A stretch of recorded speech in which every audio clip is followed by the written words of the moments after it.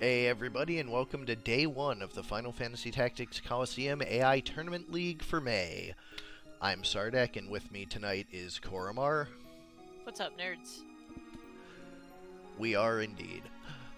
We've got 13 matches. I'm redoing the Omega Hero preseason match because they didn't really get their day in the sun due to crashes. Also, it proves that the crash is solved, so, 6 of one, half dozen of another. But anyways, let's get the party started. Hero 1 versus Omega 1. The final suspects versus Katet of 19 and 99.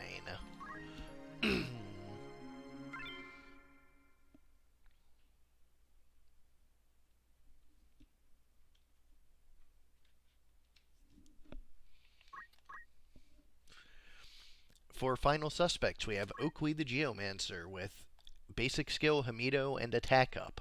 Hamidoing Battle Axe, pretty random. We'll see how that works for him. Indigo the Samurai with talk skill, Dragon Spirit, and equip shield. Samurais don't have to two-hand their swords. Sometimes you just want the extra defense. Onyx the Priest's time magic, catch, and short charge. With 11 speed versus 8, 9, and 9, should be able to get their hastes out before the rest of the team starts moving. And River the Archer with basic skill, Weapon Guard, and Deadshot. Deadshot, a popular pairing with Red Shoes when you're not dual-wielding as a ninja. We'll see if the Archer has some problems with the Berserk and the range. On the other side, for Hero, we have double Arbalist Archer with Snipe Counter and, of course, 2 swords. Eddie the Mediator with Snipe, Finger Guard, and Deadshot. Notably, Engineer Rifle correctly moved to 11. It was 9 yesterday, or 2 days ago, or both actually. Susanna the Ninja with Item, MP Switch, and Guts. And Jake the Squire with Snipe Auto Potion and Sicken. Start them off on large 29.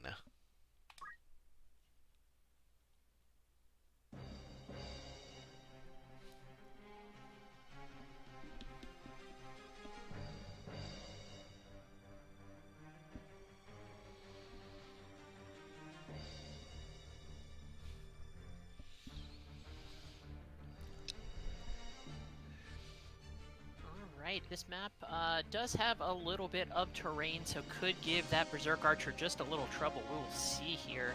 There's a single target haste coming out for that unit. Other Archer is moving up top. Ooh, and it misses the Berserk Archer. Unfortunate. Throw Stone, 189. Good damage, but it did hit the MP, and 176 in return.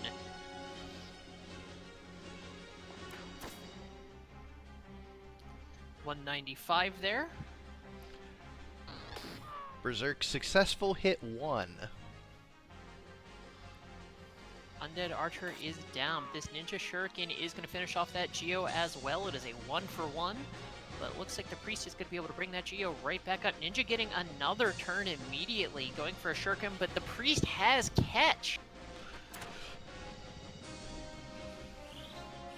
Float on the Squire, making him just tall enough to make that shot with the bow gun. Geomancer getting a big return kill there. 324 with that target is huge. Another gun crit there, 220, but not enough to drop to near fatal, and does proc the re-raise. Archer being effective, 2 hits at 2 for 2 so far.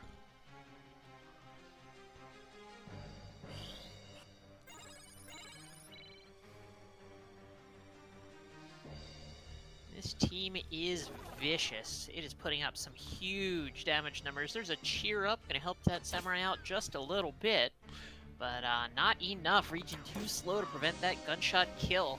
That being said, that Mediator goes down, and that is a very quick round 1. 3 for 3 on the Archer. Game 1 goes to the final suspects. We go to Small 5, where all the crashes were occurring.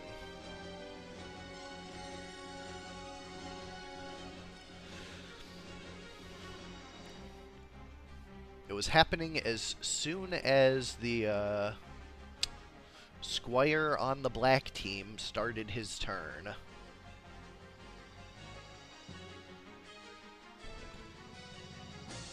Here's hoping.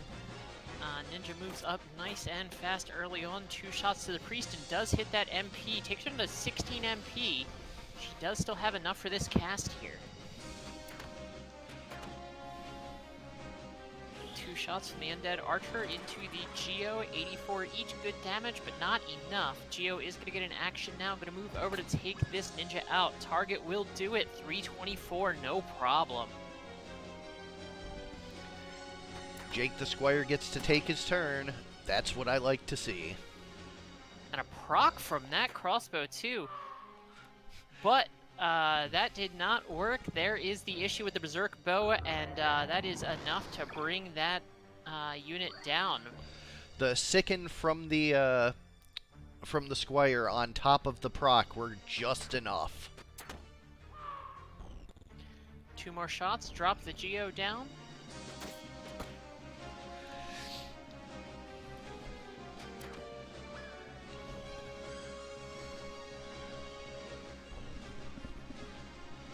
Samurai moves over. That is another Kiku. 180, enough to bring the Mediator down, but all right. And the Squire does have time to get the Ninja back up. Things looking a little rough here. Ninja able to Ambrosia herself. Samurai does do a lot of damage.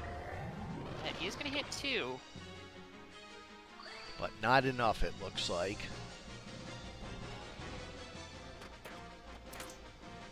Double guarded. From the back at that.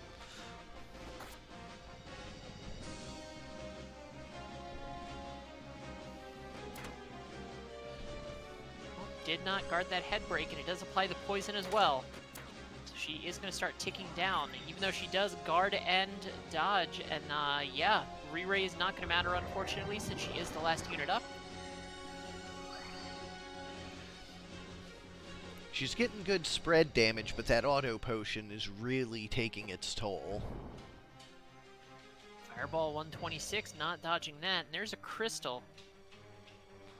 A little too far away for anybody to take just yet. But she does not protect herself against that shot. And that is going to bring us to a game 3.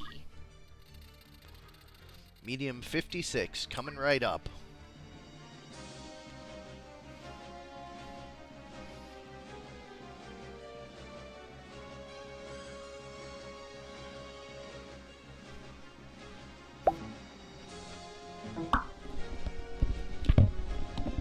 Map everybody should be familiar with, of course.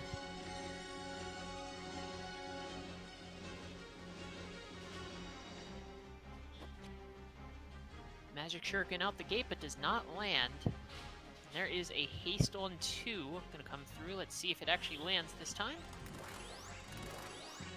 And it sure does. Hits both. So we have a faster Geo. Geo is going to go ahead and move up. Does not go for a target, just attack, so doesn't get the kill.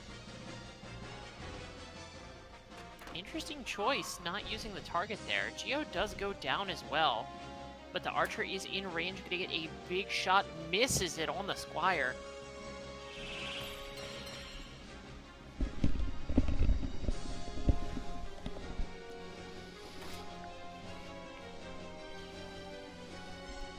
Shuriken drops the Berserk Archer low. Life going to bring the Geo back up, so does get a chance to potentially take somebody else down. But nope. Does eat 2 shots and goes right back down. Ninja going to be able to finish this Berserk Archer off here. For all its commanding showing game 1, Hero has been able to bring it back and show those final suspects what he's got. Very strong run back, absolutely. Another head break. Dragon Spirit, with another unit on the team still up, could potentially matter. Going for a Masa on 3 rather than actually doing any damage. That's not ideal. Double guard on the Berserk Bowman there. That's big. Eating that MP is going to really hurt that priest, though. Yep, does prevent that cast, sure Oof. enough. Oh no. The Berserk giveth and the Berserk taketh away.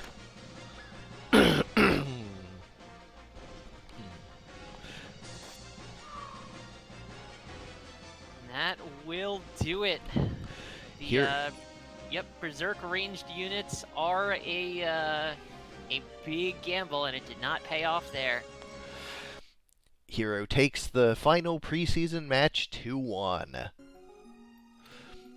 We move on to the main tournament with our first match, Barren 1 versus Love Colored Magic 1. N Team versus Golden Girl 007.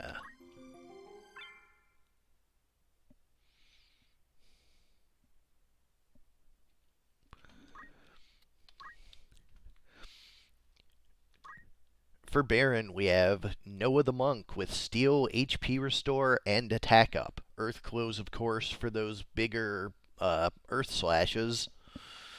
Nina the Geomancer, Green Beret, going to be healing off of those Earth Slashes. Basic Skill, Counter Flood, and Magic Attack Up for her.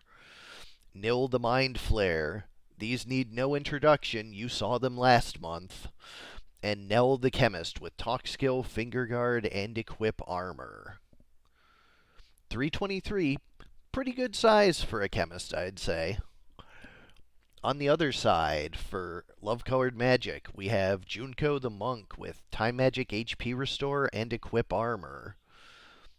440 is a lot of hit points, but unfortunately only 12 PA. 10 speed for her Time Magic, though. Tomohisa the Engineer with Item, Auto Potion, and Throw Item, and that super long-range Engineer Rifle. Madoka the Samurai with White Magic, Counter Flood, and Equip Bows. Hey, look, Korremar. Yep, I very excited about it. I love to see bow samurais. Maybe one day they will actually do well. Well, Maybe that's today. Cross Helmet to strengthen with 16 MA and 12 PA. If she does use Holy Strike, that's going to hit pretty hard. And another double Arbalist Archer Mommy with Dance, Dragon Spirit, and of course the 2 swords to get it started. Headgear instead of Twist Headband to get an extra 30 hit points out of it. The difference between 273 and 243 is actually pretty large with the number of units that can hit in the 250 range. We'll see if that choice ends up working out for her. We'll go to large 6 to start it off.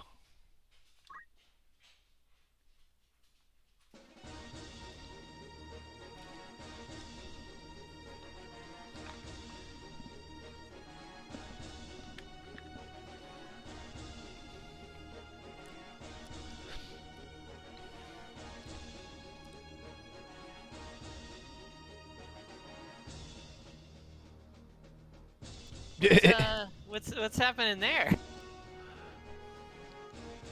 You know, doesn't matter. The Shadow Mustadio here.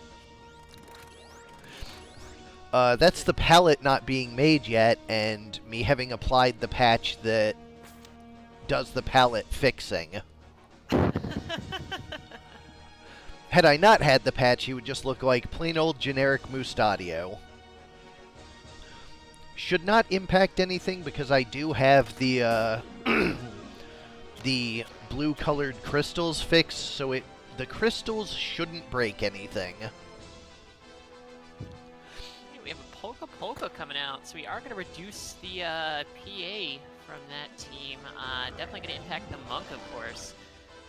Masa coming out, 144 decent damage, coupled with the gunshot. That Monk is pretty low here. He'll be able to chakra himself, but a little smaller than it would be after that Polka Polka.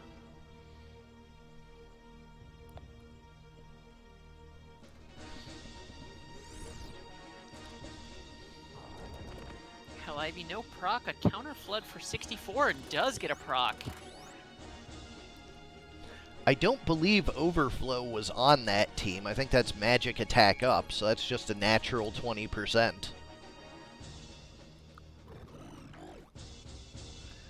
Time Blast from the Squid, reliable haste, of course. Only -1 PA, but it does get a good target.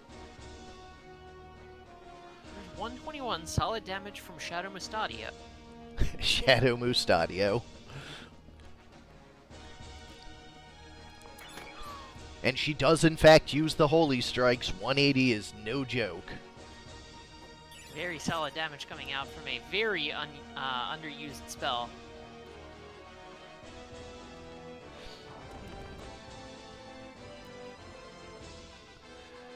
$140 and does get the proc as well. Shadow Statue, though you can't really tell. Wave Fist gonna bring the Geo down. There's a Nameless Dance coming out. What do we get? 2 poisons, not too bad. It looks like the Squid's going to be entering the fray pretty soon, though, and you know how dangerous that gets. Absolutely. Mind Control, of course, nerfed this month, but could still be huge. A single proc or a single land of it could be enough to swing the game immediately. There's a hefty counter flood, but no proc there. Squid's losing that overflow this month. Yeah, it was just a little too many things all at the same time. Only a slow lands, but her turn comes up immediately anyways and allows her to defy pain and get out of there.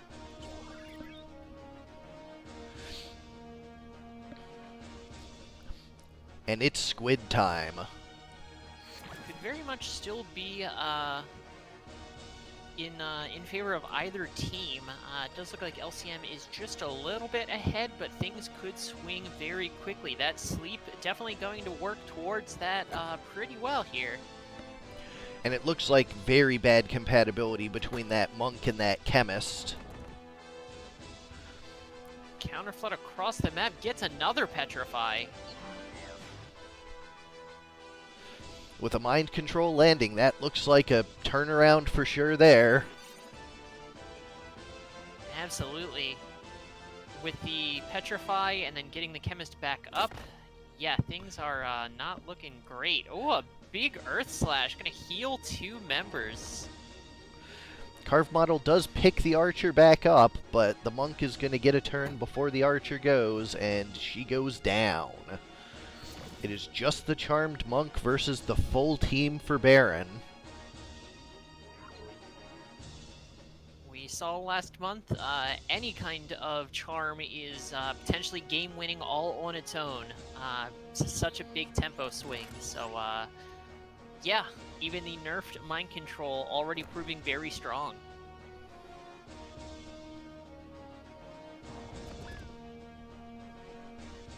I think it will lost do like it. 20% too. Barren takes the first game of the set. We go to small 48 for the second.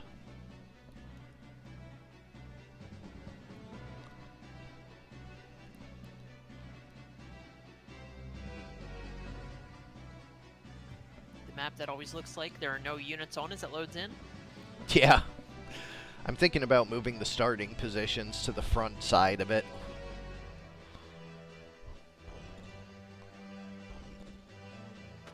Shadow Mustadio kind of blends in here. Just a little bit. Alright, haste on 2. That is pretty big. Granted, haste for a dancer, a little less good. Dancer does get the Dragon Spirit. She is still healthy enough. There is a carved model on 2, and Mustadio petrified yet again, having tough luck this set. Poor Mustadio. I guess pallets are protection from statuses or something, because he has none of it. Very hefty Holy Strike, gonna bring that Monk down. And then the Geomancer losing 1 magic. Monk does come back up, though.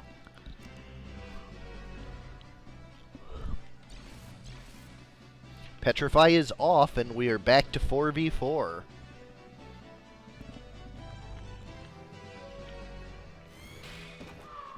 are going to bring the monk back down yet again.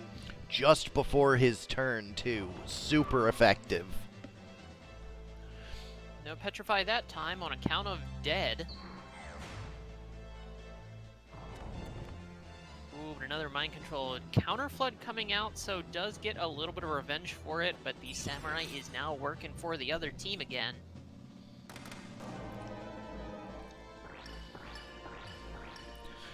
No dice on that, Nameless. And the samurai being hasty, that's... Yup, there goes the archer.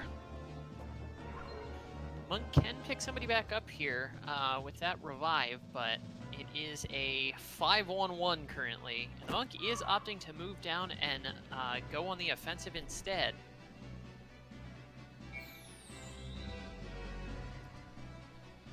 This is looking pretty good for Barren. It is going to be a very tough run back for Hero at this or for LCM at this point.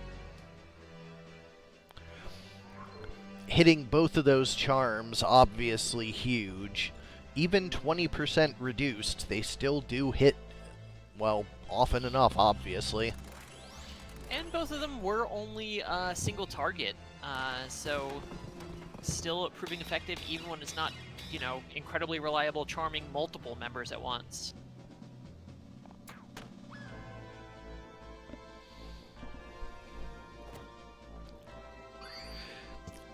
Huge punch, but the HP restore does bring her back to full.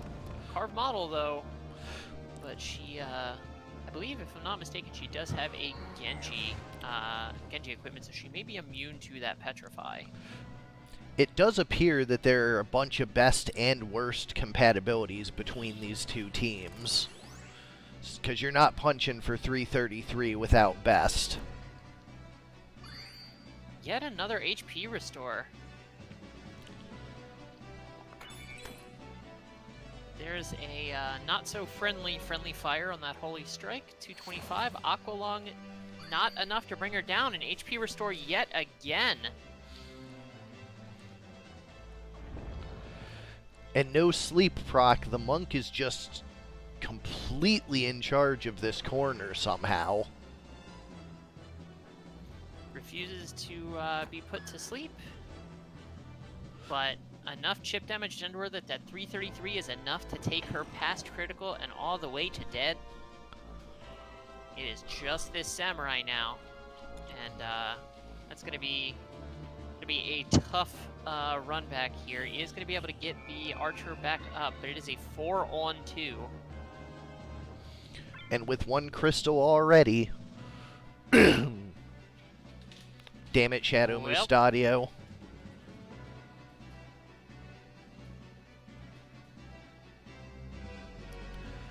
Hey.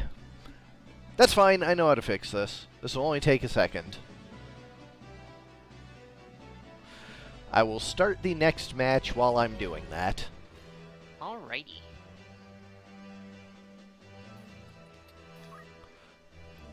Barren, in earlier months we had considerably more struggles with pallets and crystals, so no stranger to that issue here. Yeah, this is not a new one. I know how to fix it. It's not a problem.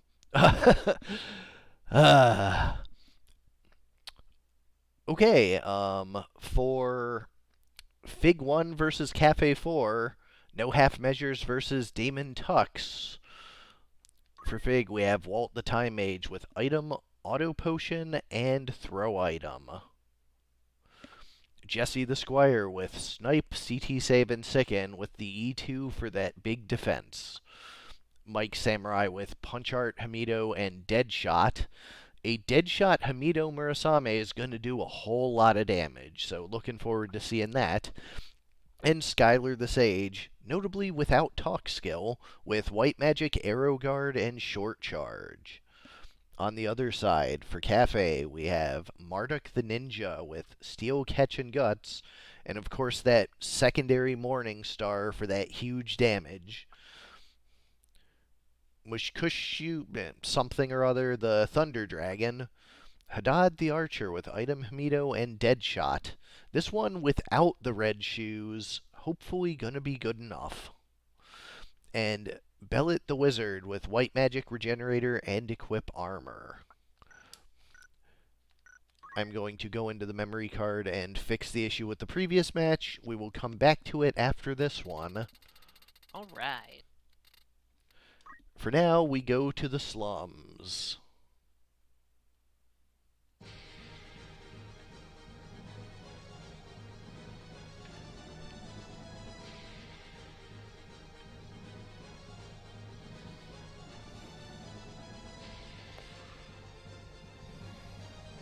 This would be a very tough match for a red shoes bow, so good thing that archer does not have the red shoes.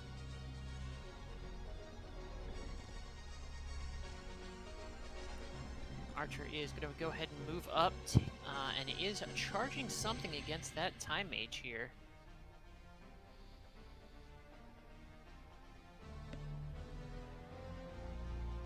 Map here going to take just a little bit of time for everybody to move up into range of each other. Wizard is charging, I believe, an explosion, a timed strike big enough to take down that time mage immediately, and a decently sized explosion on that samurai. Ninja is going to attempt to follow it up, but gets Hamido'd in return. A shot from that Squire, and that will finish the Ninja off real quick. Does have a re-raise, though, so we'll be able to get back up in just a moment. Archer's moving back, taking another huge shot, but misses. Only 45% chance.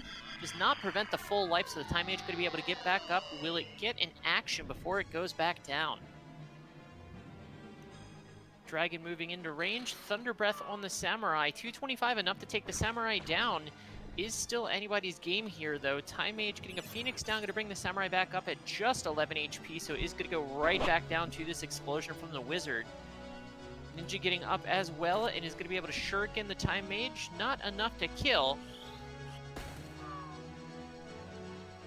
Wizard does take that Samurai down, sure enough.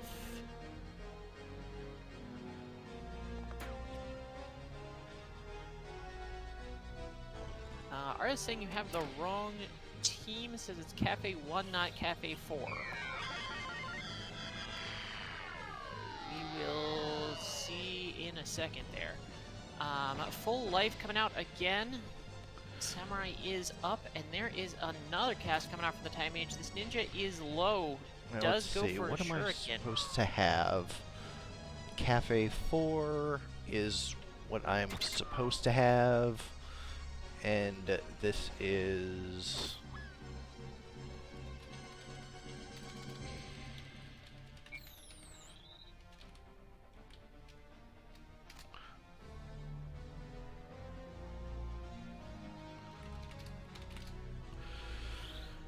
June. Rejuve able to take down that archer there. Yeah, this is the wrong team. Geez, just, it's always something. Let's see. For what it's worth, Kaffe 1 is later tonight in the bracket, so you could conceivably switch them, although that might still mean having to regenerate the memory card. Yeah, I have to regenerate the card anyways, so I might as well, I already got the card, so...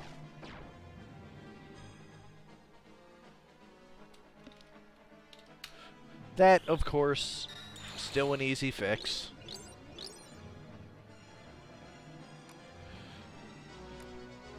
Please excuse our early month issues. Always something. Alright, so this is a just for funsies match at this point.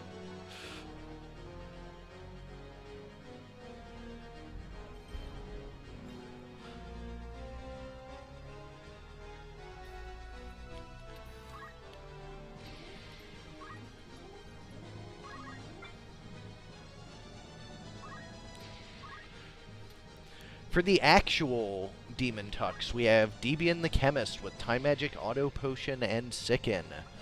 Arch the Squire with a Materia Blade for that MA, Talk Skill, MP Switch, and Defense Up. Using the 3 MA that Squires can get on their weapon to get big MA for the Talk Skills. Free BSD the Monk with Steel, PA Save, and Equip Armor. And Nyx OS the Samurai with Red Shoes and two-handed Bizenboat and Deadshot. Gonna swing for a bunch. Weapon Guard for the 35% as well, with item presumably for if those shoes get broken. I hate when somebody breaks my shoes. It's a common problem, apparently. Alright. You handle that, I'll handle this, or whatever, I guess. Sure will. Mem card. Alright, let's run it back. Same map, of course.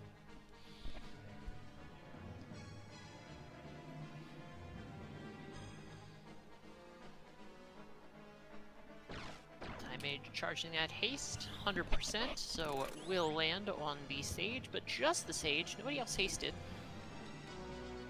Chemist is going to be charging as well. I believe that is a haste. It does look like that monk is moving slow. So it does have one of the start slow equipments. I presume the helmet.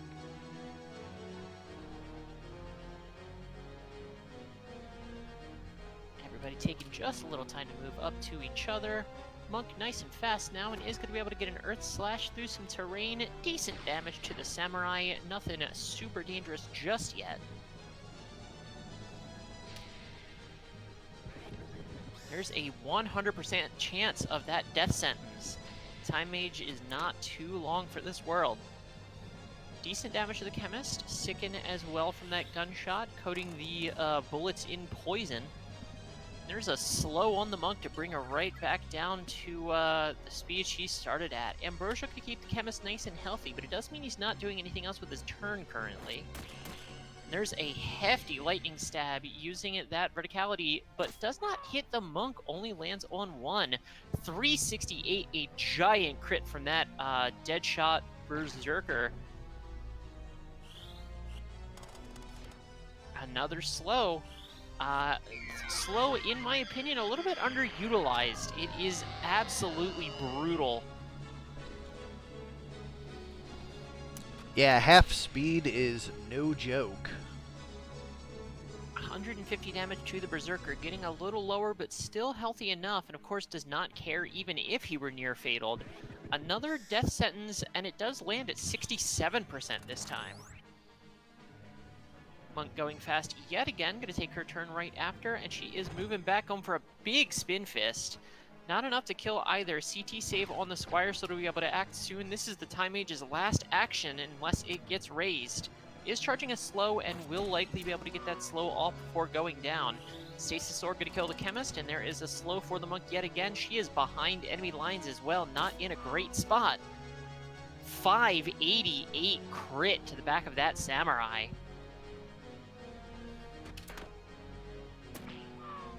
Samurai does get procced on from that crossbow, so does go down. A full life going to bring the other Samurai right back up.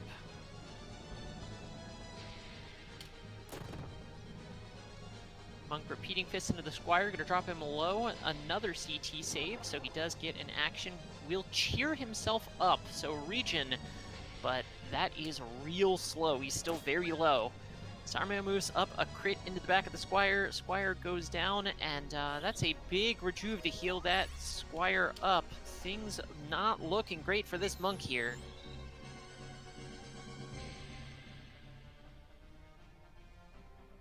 Monk's slow does wear off, but the Time Mage is going to Ambrosia herself, and the Monk has 4 units to try and fight through.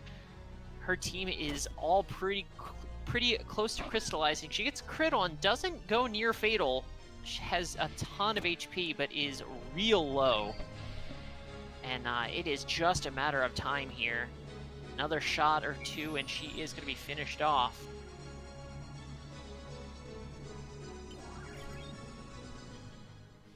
Time Mage keeps himself healthy yet again.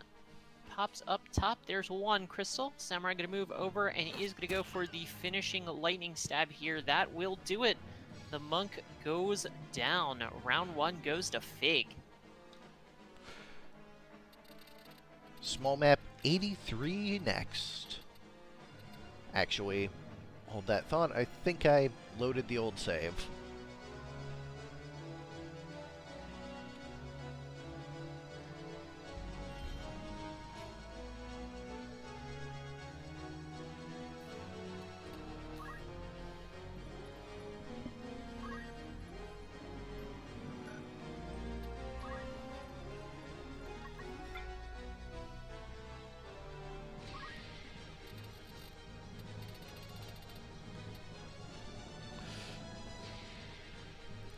Going now to our small map 83. Could no, that's incorrect. Nobody has won the first match yet between Barren and LCM. We are waiting until we fix the game 3 froze because of a crystal issue. So Sardek is working on that. Already fixed it. It looks like, actually, even had we called that game, Barren was in the lead 4-2, so calling LCM the winner is even more strange. Yeah, Barren had a very solid handle on Game 3. It technically wasn't over, but I don't know how LCM would have been able to run it back at that point.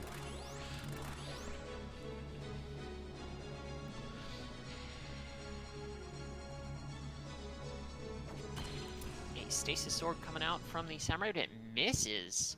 This map definitely can make big differences in teams. The choke point of this bridge can really make or break a team. Yeah, and that Earth Slash hitting 3 enemies and the MP of the teammate, obviously just what you want. Chemist going to be able to haste that Berserker Samurai, so he is going to be able to get into the action here in just a moment. There's a don't move, but it misses both of them, so the bridge is still freed up. But the Samurai moves up and is stuck doing nothing. Cannot get close enough to swing on anybody just yet.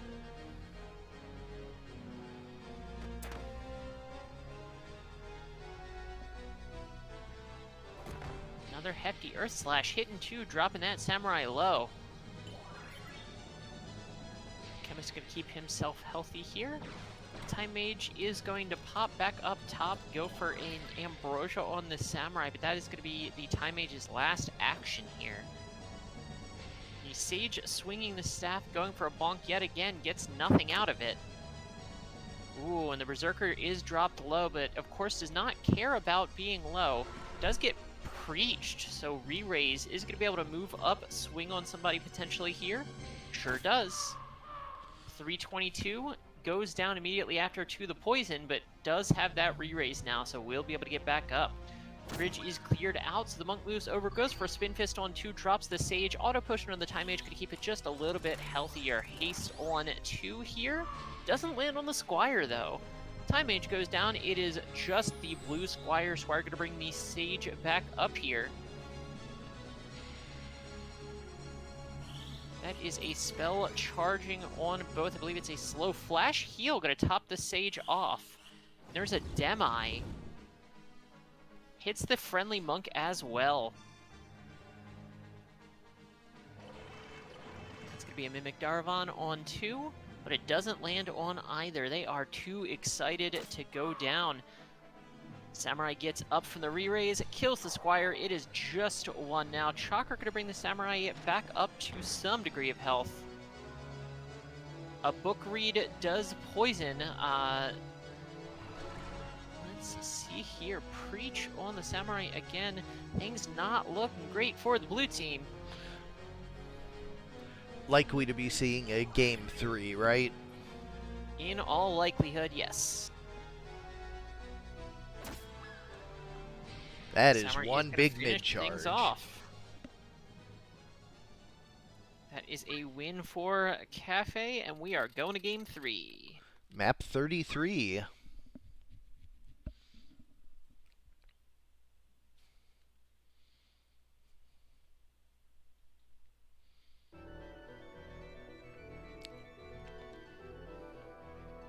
Those of you who were not able to see it yesterday, this is a new map that has been worked on by Patty and Void. I believe this one was all Patty. I think the Void was helping with the rest of them. Gotcha. This was Patty's I'm learning how to do this map. Void has definitely said he will be able to contribute as well when he has more time. Patty also excited to be able to throw up some maps. We've had Mary now also working on pallets, so we've got a whole team effort, a bunch of other people throwing in to make things just a little prettier. I have to say, I'm really thankful for all the help I get. Fig with the team builder, and Simmon with the stats and analytics. Mari with the pallets, Void and Patty with the maps. I just have so many people helping out, and it's just thank you all. It's so wonderful. Absolutely. Yeah, no, the FFT modding community is pretty dope about that kind of stuff. I mean, even, you know, Nacho and Ziffy and everybody throwing up a bunch of patches and like helping each other out and stuff. Yeah, no, it's all super dope.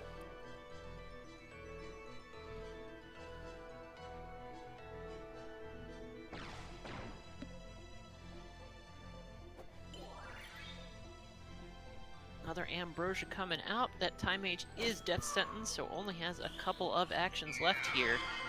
These samurais absolutely murdering each other. Both designed for the big hits, so it makes sense. The Berserker being rezzed back up.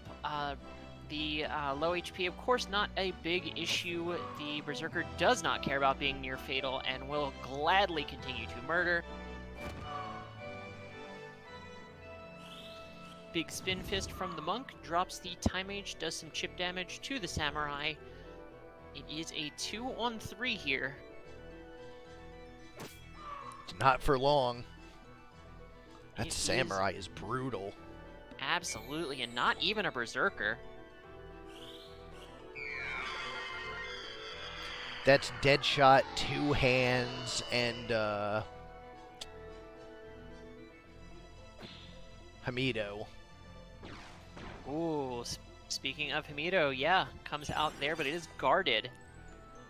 Have a good old-fashioned samurai duel there. Auto Potion keeping the Time Mage just a little bit healthier, but that Time Mage is pretty low. Wish gonna bring up the Chemist.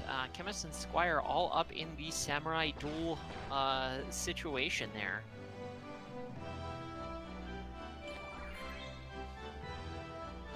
A lot of support and reconsolidation going on. Samurai disengages to ruin that Chemist.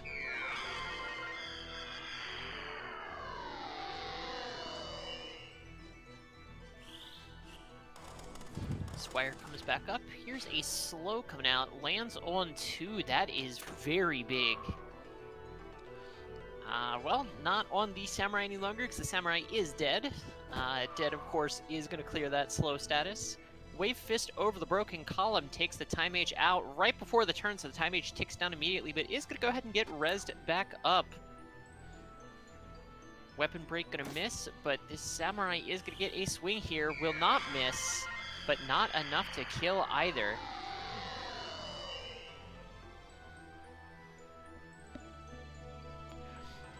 Full life is enough to keep the Time Mage up through the Spin Fist, and an Auto Potion heals back most of it. This is a real back and forth match we have going here. Absolutely. Another stab, and the Time Mage goes right back down. Squire takes 80, takes 160. That's enough to kill, and it is a 3-on-1. With another raise coming out here, but this Monk likely able to prevent that. Sure does. Kills the Sage, drops the Samurai low.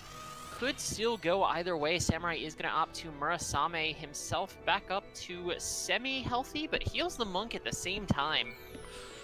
Those Spin Fists getting multiple hits out of the anti-sandbag have just been so clutch for this red team. Monk is getting a turn again, is going to be able to kill the Sage, drop the Squire a little lower. Squire gets a CT save. There's a Crystal on the Super Samurai. Other Samurai gets a heal. Red team is steady crystallizing here. Wish on the Sage, or on the Time Mage rather. Time Mage gets an immediate action and is able to Ambrosia. Monk is trying her best with these multi-hits, but is only able to do so much. Does get the Squire back up to help with a little bit of tempo, but a Stasis Sword on 2. Squire goes back down. Monk does not get stopped. Does get a PA save, but is getting pretty low here. And it is just 4 versus 1 now. There goes her bag, but that's not really going to do a whole lot. Monk damage is mostly ignores that. As seen there. Absolutely punches the time mage back down, but takes an arrow, is poisoned as well, and this samurai is going to opt to revive rather than kill. But a bonk here should do it, and it sure does. Game 3 wrapped up. Fig takes it 2-1.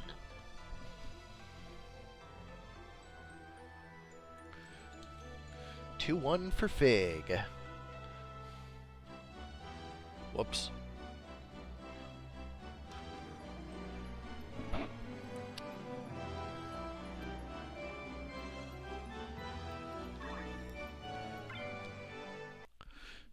Now let me make sure this is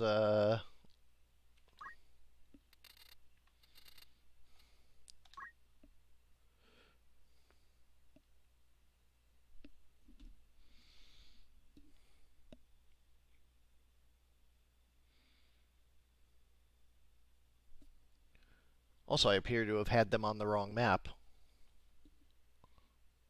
Whatever. C'est la vie. Game 3 of match 1. Dang it, his palette 1 is messed up too? Or no, hold on. I think that was just me save stating into a memory card that,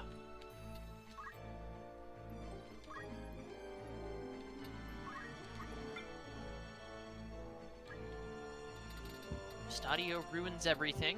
Unsurprising.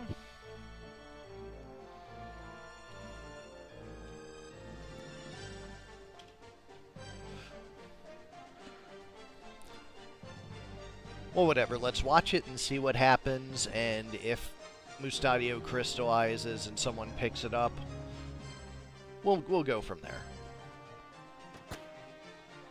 Alright, opening with a gunshot into the monk. Chemist is going to go ahead and move up here. I did rewrite him to palette 1, so it should be showing as palette 1, which does exist on the sprite sheet, so him being this color is kind of weird, but I will figure that out tonight. We will have less of a problem with it tomorrow. You know how it is. A Wave Fist and a Water Ball is enough to bring him down. So we may be able to test that crystal here in just a little while. We'll see. Samurai 180 Holy Strike, a pretty hefty shot coming out. Poco Poco lands on all 3. Granted, really only going to have a significant effect on the Geomancer. The Squid doesn't care about the physical really at all, I believe.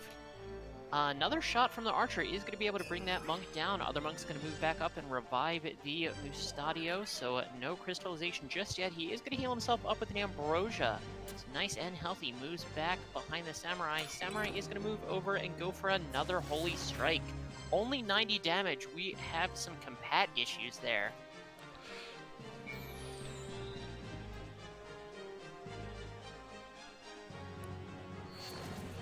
We can move up. Aqua Lung, good damage, 162, not small at all.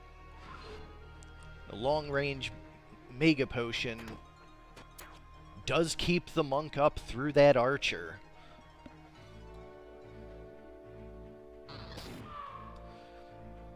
There's a hefty Kiku, is going to hit 2, kills the monk, does some damage to the Chemist as well. Chemist going to be able to bring the monk back up yet again, but sandbagging this early is not what you want to see. CEV kicks in and he dodges that Wave Fist, but you can't dodge a gun.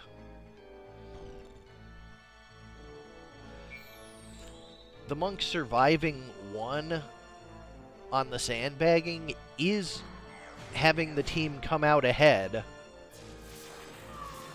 Mind Control, only 1. A very scary Counterflood, though. Kills 1, does heal the Squid, however.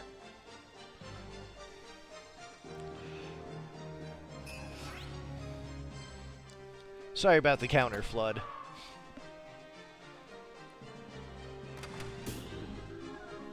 Another Poke coming out is going to be able to, oh, actually does not land on anybody, so just burning some time there.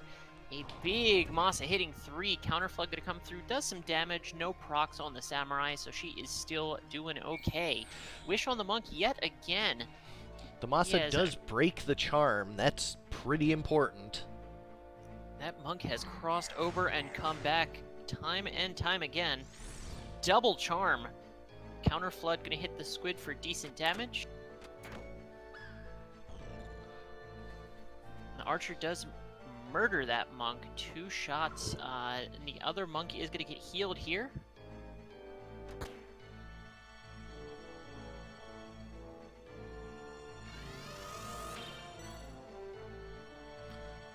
Little team heal for the other team.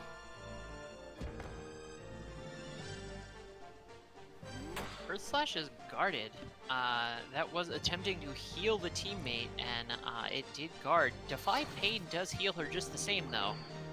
Aqua Lung to bring Mustadio a little lower. Auto Potion to undo most of it, though. But he is facing some ooh, and a proc is going to finish him off. Death Sentence does not land on the Charmed Samurai. That could have been an easy out here. Holy Strike on the teammate. Breaks the charm, but lands a Confusion. Confusion does not matter because a Book Strike is going to finish her off right there. There's an Earth Slash going to do 350 and break the charm. Counter Flood, double Counter Flood, gets the monk killed, but that Samurai is not long for this world. Water Ball finishes it off, and that will do it. Barren Yi of Little Faith, you take the set 2-1.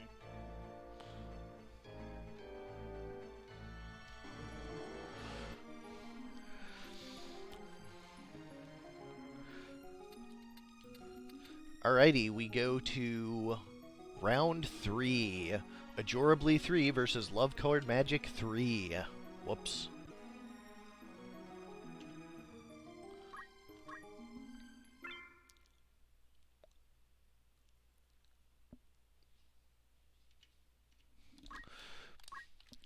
Alright, for Ajorably 3's Bounty Hunters, we have Beth the Thief with Precision, Catch, and Equip Gun. Long range, catch, and breaks. Dog the Engineer with Precision, CT Save, and Sicken. I'm beginning to see a theme, perhaps. Leland the Archer with Double Arbalest, Snipe, HP Restore, and 2 swords. And Youngblood the Mediator with Item, Dragon Spirit, and Throw Item. That is a bunch of ranged attacks. On the other side, for Love Colored Magic 3's Alone in the Darkness, we have Yuri the Geomancer with Punch Art, Counter Throw, and Martial Arts. 18 PA, 12 MA. That is both effective elemental and punch art. Gonna see a lot of damage out of this one. Astrid the Geomancer with Item, Regenerator, and Magic Attack Up. Built in the other direction, this one is just big Geomancy. Drybones the Living Bone with Kotetsu and Miriam the Time Mage with Draw Out, Hamido, and Equip Sword. 17 MA for that Draw Out. Equip Sword working pretty much as if it were Magic Attack Up, so doubling up on that. We go to Large 45.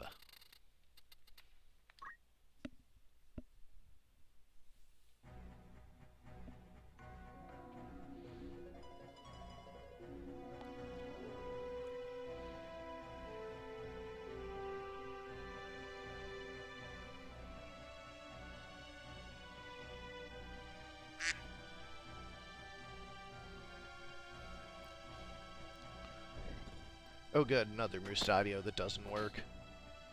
Fingers crossed. Maybe crystals don't come into play. Alright, a gunshot gets countered by a rock, and a spin fist immediately after to take that thief down real quick. Mustadio jumps up on the wall, takes a gunshot over the top, it gets rocked as well. And a crit off of the counter throw is enough to knock him right back down. You don't see that a whole lot. Here is Time Mage moving up, goes for a Kyo. That sword did some things there. No heals for this teammate. Two shots, 28 each, not a lot, but it was enough just the same. Heartache strike lands a don't act. Good roll on the Heartache.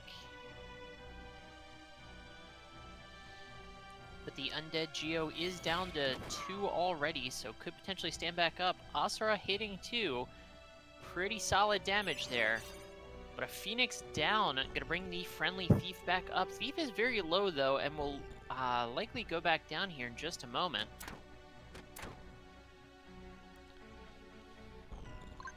Pretty small damage coming out from that Archer. Not sure if that is a compatibility issue or... 11 PAs, so they're supposed to be doing 77. Who is he hitting? Geomancer is Gemini.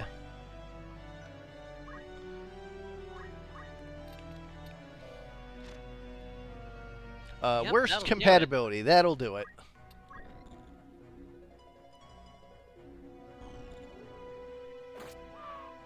Oof. Time Mage just going for a stab, but 221. Materia Blade, of course, using MA to do its damage. A very hefty Kotetsu. We actually see the skeleton doing something useful here. Does not happen as often as you'd like. Whole lot of gunshots here. Unsurprising from the bounty hunters. Have not seen Dog pull out the cans of Bear Mace just yet.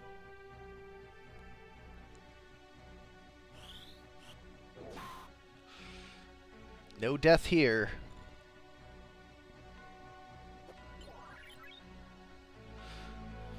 And an Ambrosia for the 180 damage. Slash takes out the thief. And he goes for a heal on his teammate. Did have an okay success rate, and it does land, so that is a hefty heal for the Geo. Geo's going to move up in Chakra to return the favor. 165, not a small heal, so the skeleton is a bit healthier here. Oh good, he has a cursed ring, so he's not a problem. I would describe Dog as cursed, so that is appropriate. Not necessarily undead, but cursed certainly.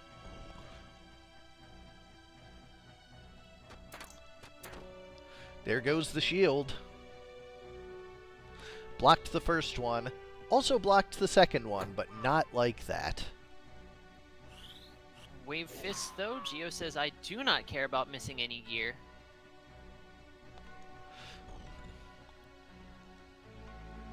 Time Mage getting back up as well. Plenty of undead here. Kiku through the wall. And that will do it. First round goes to LCM3. Maybe small 91's a little better for the bounty hunters.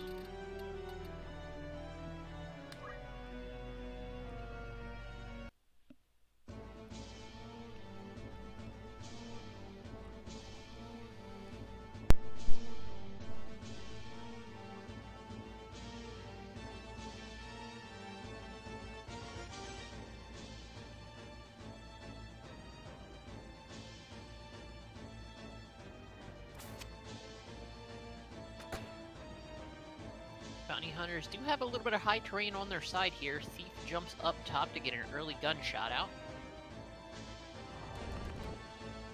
Gets Carve modeled up top, but no Petrify there, so not a Gargoyle just yet. A gunshot into the back line, and that Time Mage goes down fast. A double time strike, but the second one does not hit, so the Geo stays standing, gets a regenerator. Here's a death coming out, does not land, however. It looks like you don't have any on the docket today, Spring. Thief bites it just before the turn comes up, so is down to 2 already on that death counter. Dog gets an action here, goes for an armor break, but misses.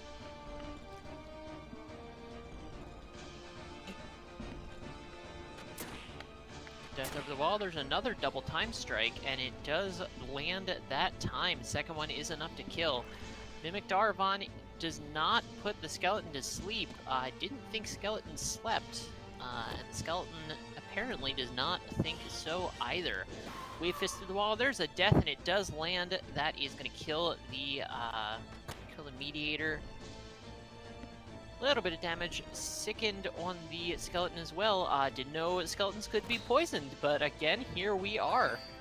Knife Hand just procs an HP restore, so conveniently heals that archer there. 400 damage though. That Geo just absolutely murdering. There's a counter. Time Mage gets back up finally. Is able to move over and Kyo.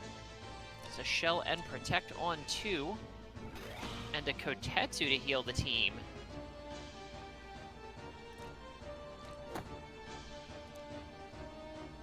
Wave Fist Archer does still stand. Shield Break as well, and a little hit, but that is yet another counter throw. That Geo is absolutely brutal.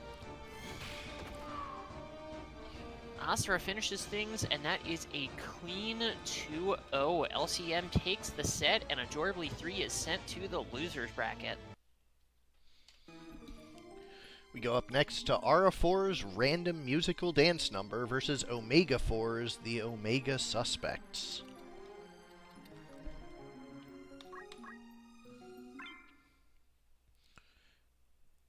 And a good bet it was. If you were watching last month, you have seen something of the legend of Love-Colored Magic, although Barren certainly put a dent in that one this month. So anyways, I guess we go to teams, right? That's how we do these things. For Random Musical Dance Number, we have a groupie, the Mime. Megurin Luca, the Monk with Dance, Dragon Spirit, and Equip Armor.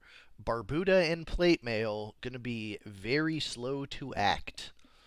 Kaito the Knight with Barbuda and Plate Mail, Defender Sing, Auto Potion Defense Up, 2 extremely durable singers and dancers, but also extremely slow. And Utatane Pico the Samurai, a second bard with HP Restore and Equip Shield. On the other side, for Omega 4, we have Charlie the Lancer with Punch Art, HP Restore, and Martial Arts. You know, that Lancer, we see it. We see it a lot. River the Samurai with Talk Skill, CT Save, and Equip Shield. Drew the Samurai with Basic Skill, Dragon Spirit, and Magic Attack Up. And Rowan the Archer with Item, Weapon Guard, and Deadshot. This is the Longbow Red Shoes Deadshot Archer that we saw earlier. Well, not the exact one, but I think everything exactly the same. One way or the other, we'll see if he gives his teammates problems or his opponents. We'll go to large 47 to start. What do you think? Longbow, Red Shoes, Deadshot Archer, killing teammates or killing enemies? Good question. Depends heavily on the map. In this map, there's a lot of terrain, a lot of verticality, so might not work out in that archer's favor here. Whether or not he'll kill his team, who knows? Might just kill the buildings.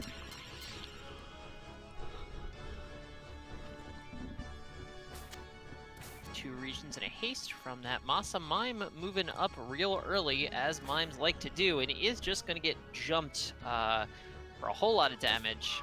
Shot for a whole lot of damage, so the jump does not matter.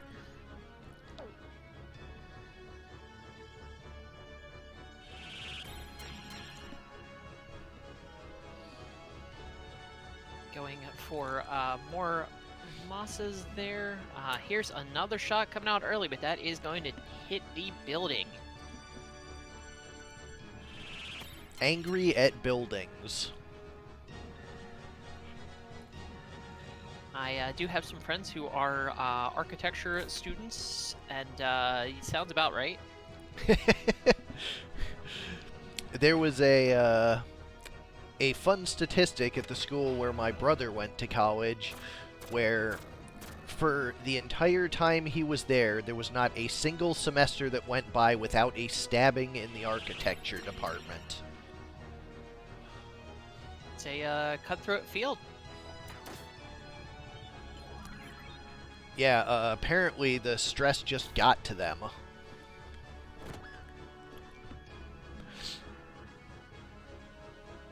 Spin Fist going to be able to take that Monk down. Monk was re-raised, but whew. This is not going great for the musical team here. Who could have guessed such an outcome?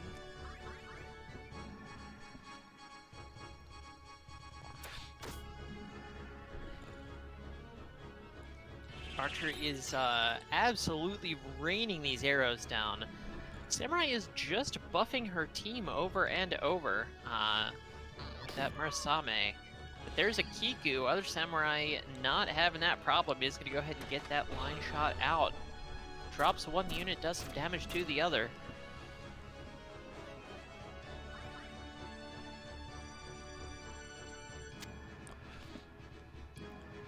Charlie coming down, and that's one down. Of course, the infamous Punch Art Lancer doing what they do and putting that damage out.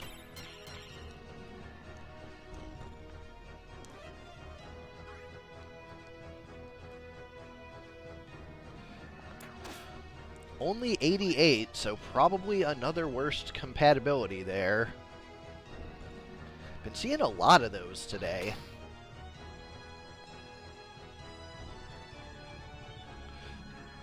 Barren, the culprit behind this loss is it's Aura. a little blunt, but I suppose. Wave Fist onto the Knight. Auto Potion undoes most of that damage, though, but he is getting a little lower here. That's one way to bring him down. Do it.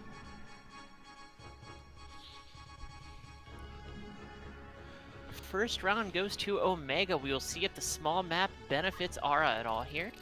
I believe Aura's belief was that he was going to win the large map and get absolutely ruined in the small map. That bodes well for his chances, I'm sure.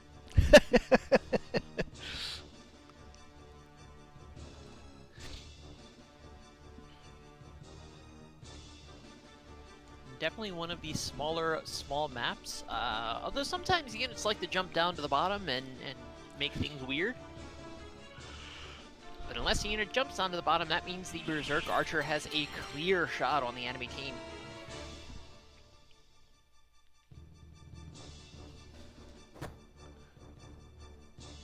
Mime dropped low immediately, does in fact jump down to the bottom. And wow! Knight is knocked down to the bottom, takes a big hefty hit from that fall damage. The fall damage was significantly more than the bow.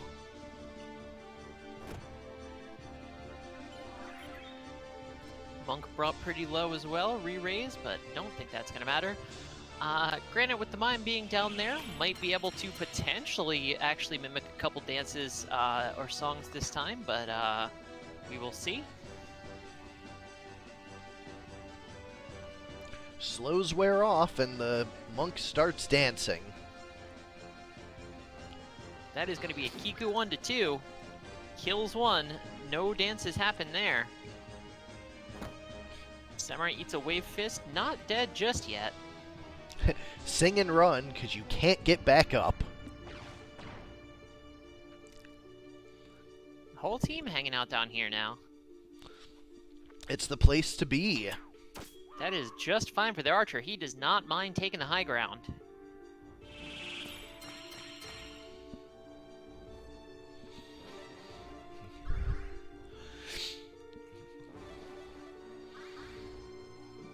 Couple of battle songs, although I'm not sure how they're going to use them when they can't get back up. Yeah, this is just, it's just fish in a barrel at this point.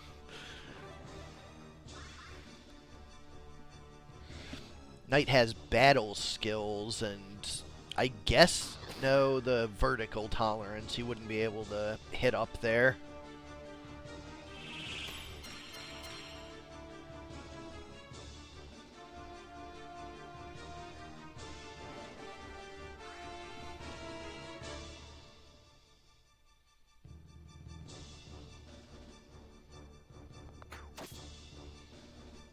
A crit from the archer, so solid damage coming out there. Our knight is getting a little lower here. Well, at least he doesn't have Defy Pain, because God.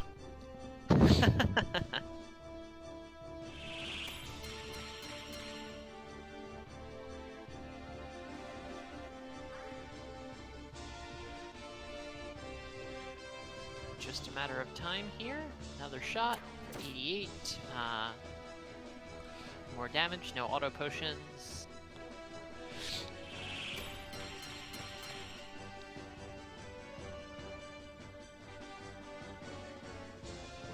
Everybody else not really sure what to do. They're just kind of hanging out over there.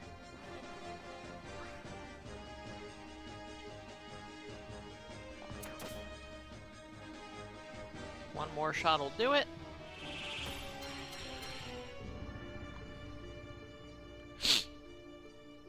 Those three just like, Archer, you got this, bud.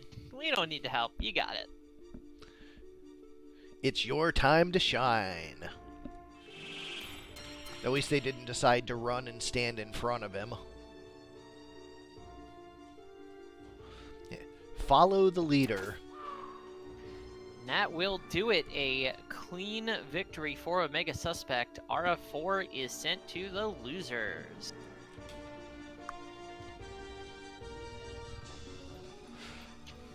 Now we're actually skipping the next match in the challenge, which was me versus Void, on account of a skill that hasn't been coded just yet. Yeah, I've been spending the last 24 hours on bug fixes and not actually coding Disbelieve. We'll have it by tomorrow, or the day after. There's only 3 teams with it. I can still do another day if I have trouble building it, so whatever, it's fine. We are on to Kaffe 1 versus Hero 1. Kaffe 1, Babylon Soldiers versus Hero 1, Bomb Squad. The Babylon Soldiers, we already saw them earlier tonight because of a memcard issue. Marduk the Ninja with Steel Catch and Guts. Morningstar for a bunch of damage, but a little bit slower. The Dragon with Thunder Breath. Hadad the Archer with Item, Hamido, and Deadshot. And Bellet the Wizard with White Magic, Regenerator, and Equip Armor. On the other side, the team we haven't seen yet, Bomb Squad. Somebody set up us the bomb. Mini Taurus. Archer with Bowgun, Flame Shield. Snipe, Auto Potion, and Maintenance. The Bomb with Flame Spin. And Engineer, also Flame Shield, with Basic Skill, Hamido, and Equip Shield. So, everybody heal from fire. However, Lightning Dragon is not fire. So we'll see how that does. A large 78 to start. Well, that's something I wouldn't have expected to see, Kajata.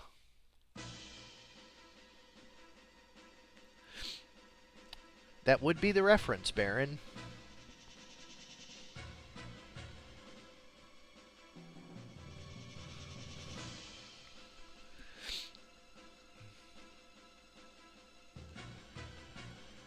We now have a slightly purplish Shadow Mustadio. Oh good, he's undead too.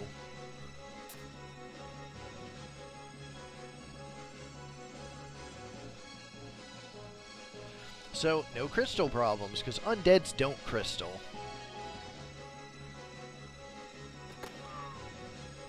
Lands a headshot. Ninja goes down. Ninja gets up. Says, no, I'm okay. I'm okay. I'm good. Ninja goes down, Ninja gets up. You can't explain that. Does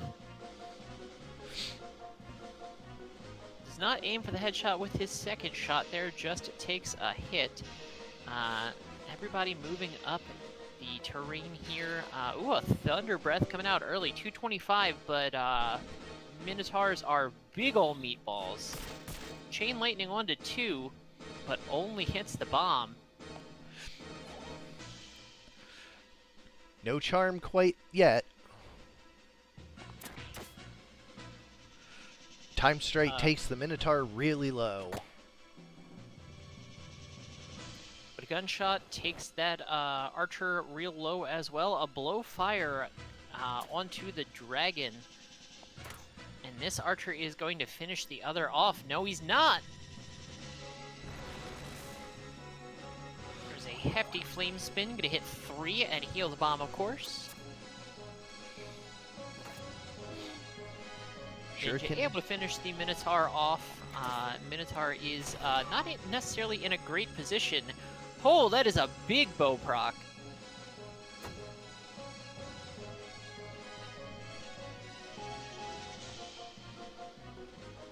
Wizard gonna move up, is charging. Is that a Dark Holy? The headshot getting charged as well. Flame attack takes the ninja down. Headshot lands. That is some big luck on that that Mustadio there.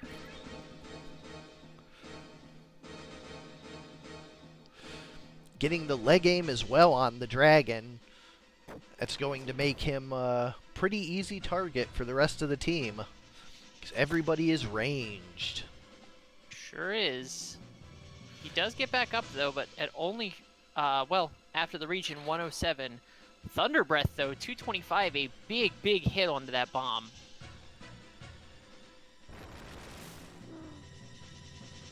Is able to heal quite a bit of that up. Those bombs, notably this month, do still reduce physical damage, but not magical.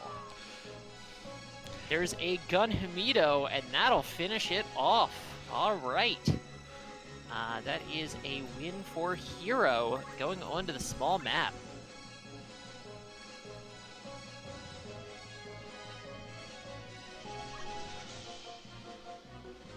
.41 is our small map for this match. And a small map it is. Let's see if the closer quarters play to the advantage of the Babylon soldiers. Between a ninja and a dragon, being closer does matter a lot against the ranged power of Hero's bomb squad. Hamido hits the teammate. Now we have the answer.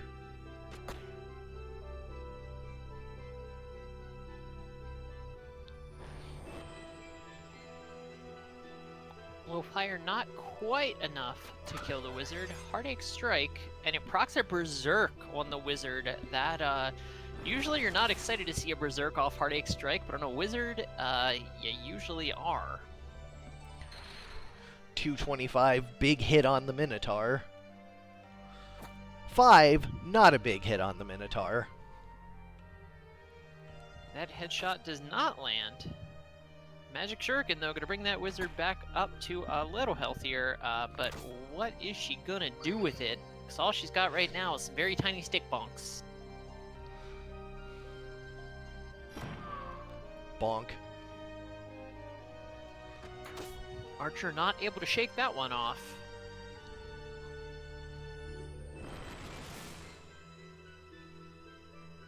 A flame spin healing the Minotaur, doing damage to both the others. There's a very hefty Thunder Breath, but it is guarded. 85%, not good enough. Ooh, a proc from the stick, a slightly larger bonk than one was expecting. A Hamido from the gun yet again. Mustadio practicing his gun kata, but a headshot does not land.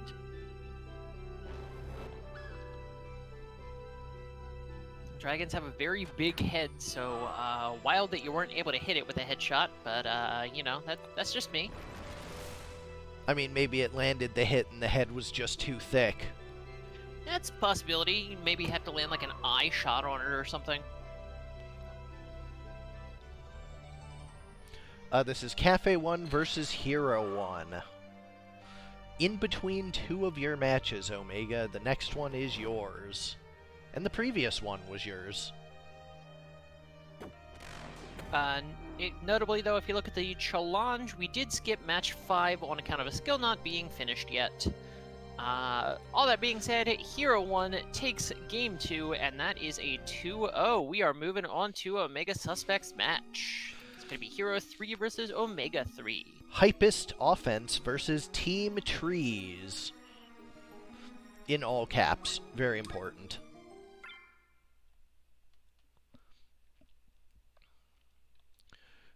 We have apparently upgraded from the Hyper offense to the Hypest offense.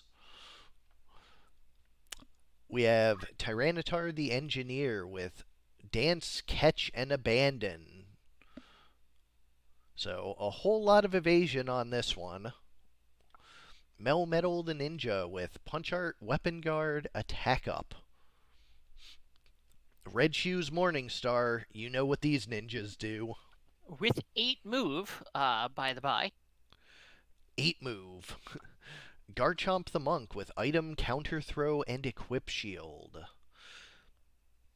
And Blissey the Geomancer with White Magic, Dragon Spirit, and 2 swords for both of those fists. On the other side, for Omega, we have Team Trees. Taiju, Trent, Woodman, taking all 3 of them and helping him out with River the Samurai with Talk Skill, Weapon Guard, and Equip Axe for that title axe. 14 PA, 14 MA. There is a lot of powerful things you can do with Talk Skill at 14 MA, so let's see how that works out. We will head to Large 100.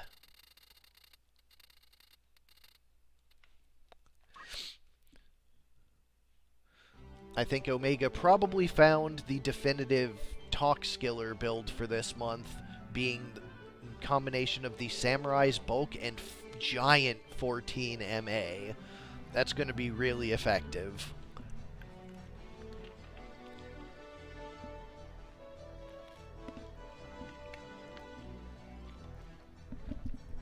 Shadow Dance. Almafala having the same weird palette issues, not surprising given that they are, of course, both engineers. Wiznaibai coming out early, hitting the trees. We're going to see a whole lot of damage splits. Well, only one this time, but this match, we're going to see a whole lot of them with a Wiznaibus.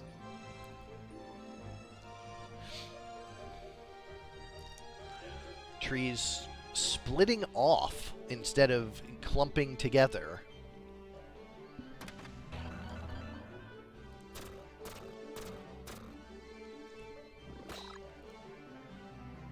There's some more damage splits. This poor engineer is essentially just Wiznaibusing herself. Huge hit from the ninja. Lumberjacks that tree down, no problem. Yeah, that is what those Berserk ninjas do. Like, good lord. And with 8 move, cross the map to do it very, very quickly. Not going to be durable enough to survive a bunch of those, though.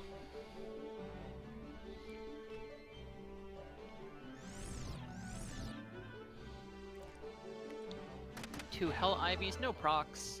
Another Wiznaibus coming through. Just the 1 damage split this time. And time for a second lumberjacking. But I believe that is the Taiju that's left standing, so those trees can both get right back up if that Taiju gets a turn. That is an if, though. There's an Earth Slash, though, but it does heal the Taiju. The Samurai brought low, but still. That's rough.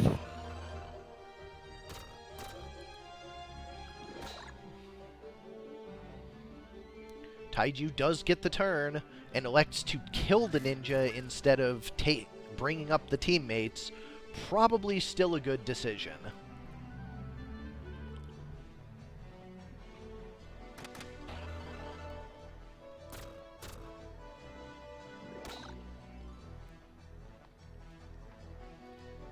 Still one tree left. Could potentially do something here, but not just yet. There's a full life coming through. Is going to be able to get that ninja right back up. That probably spells doom for this team, even if the team was not doomed already, because that ninja is going to be able to one-shot that tree.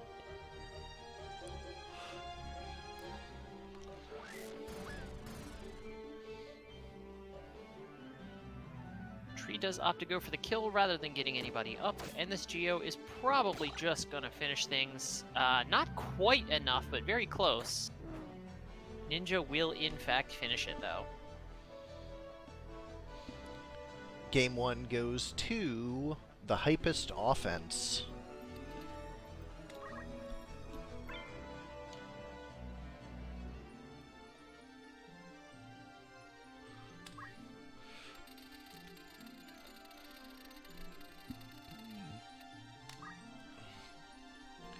$113 for the small map.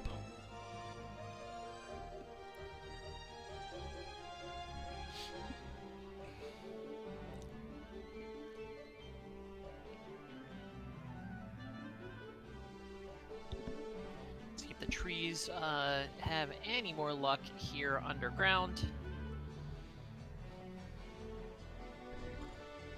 Ninja gets to move up very early and finish one off before anybody else, before anybody on the team gets an action. There's an early Earth Slash, going to do some damage to that Samurai.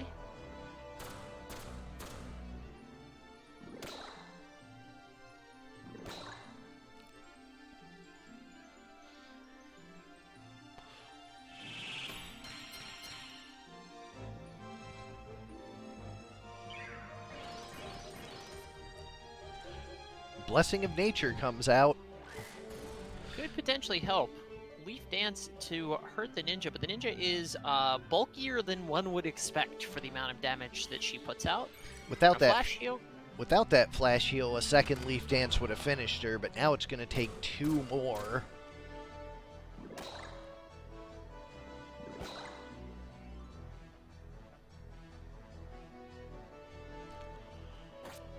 That is a second kill from... Oh, did not kill. Protect was enough to prevent the kill, actually. Almost.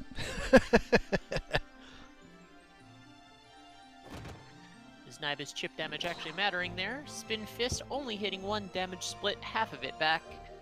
Tree gets up, and there's a Magic Spear to heal the team quite a bit, but also heals the ninja. Trees are trapped in the corner here, and I think it is just a matter of time.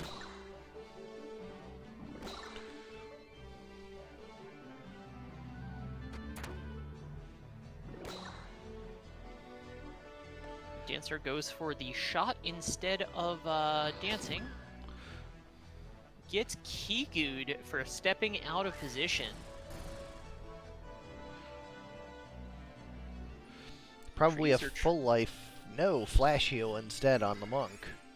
Trees are trying their best to bring it back here. But don't think they're going to do it.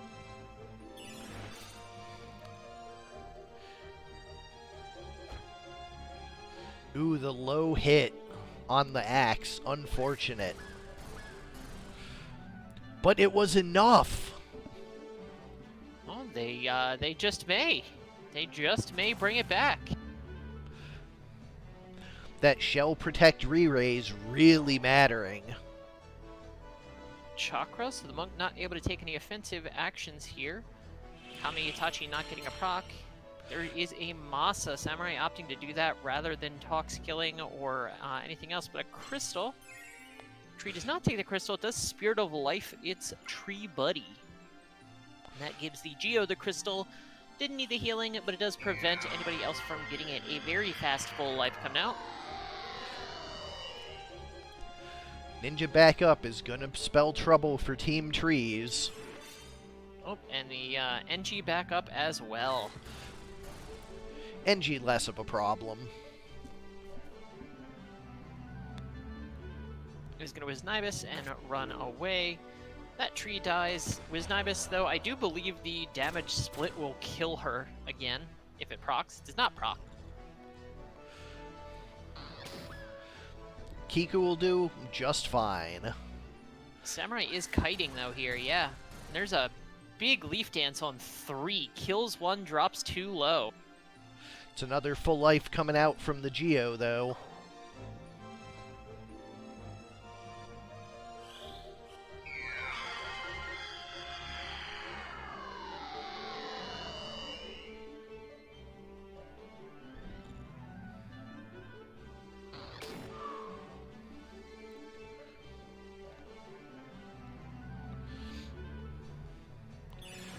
Only Phoenix down for the revives. That is probably not going to be good enough.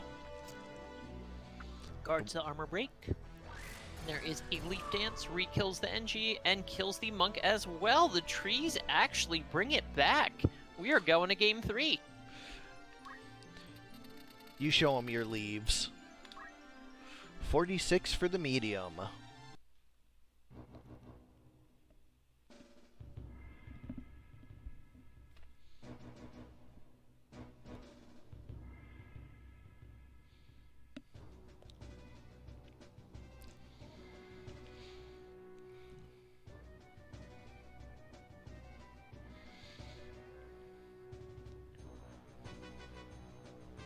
Just short of getting in for that first hit. That may be bad for the ninja. Yeah, that is pretty rough. She's in a bad position right now. So the samurai, of course, doing it the Masamune rather than going offensive. 1 leaf dance, we know not enough to take her down. Will another unit be able to move in and finish her off? Sure will. Sure will. That's huge for Team Trees, getting that early advantage. And both of the revivers being on the other half of the map should play out well for them on top of it. That was stop proc on 1 tree. Tree is out of it for just a little while now.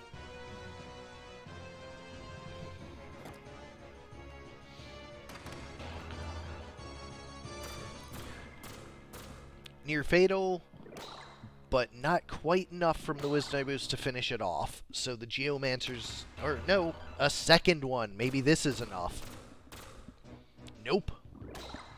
So the Geo's going to have to take the turn finishing it off. That is the reviving tree, so that's going to be a big deal. Kiku to near fatal the Dancer. But a Dancer, not the worst unit to be near fataled if it's your Dancer, because it can still operate just fine from the corner. However, the Dancer is dead. It does not have the ability to do that. Full life going to bring the ninja back up, and that is real dangerous for the trees. Monk finishes off the Taiju, so no longer a revival option on the table. Ninja's brought low. Samurai does elect to finish her off. That's huge.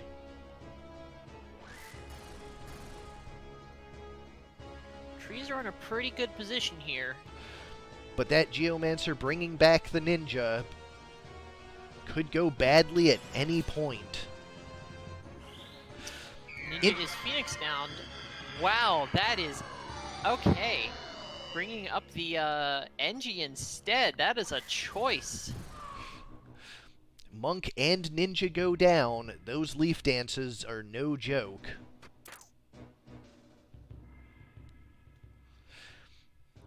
Samurai moving on to the offensive with Kiku. Twice in a row now when the ninja has gone down, it has been right before her turn as well. And the ninja not getting those extra turns after the revival has spelled the difference.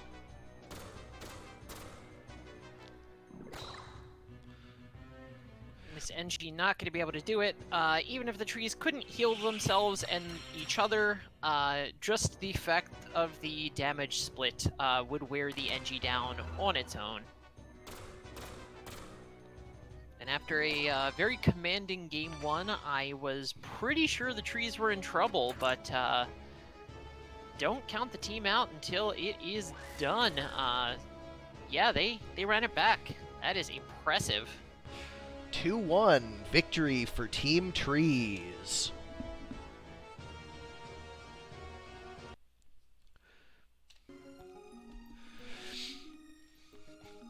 even if things don't go the way you planned them in team building, there are still things to be learned and things that we see in these matches. Coming up next, Sardek 4 versus Fig 3. Cinema Kinda versus Fig 3.1. Fig named his team Fig 3, but there was an _1 because it was the second revision, so I said, so Fig 3.1, and he said, yeah, that's its name now.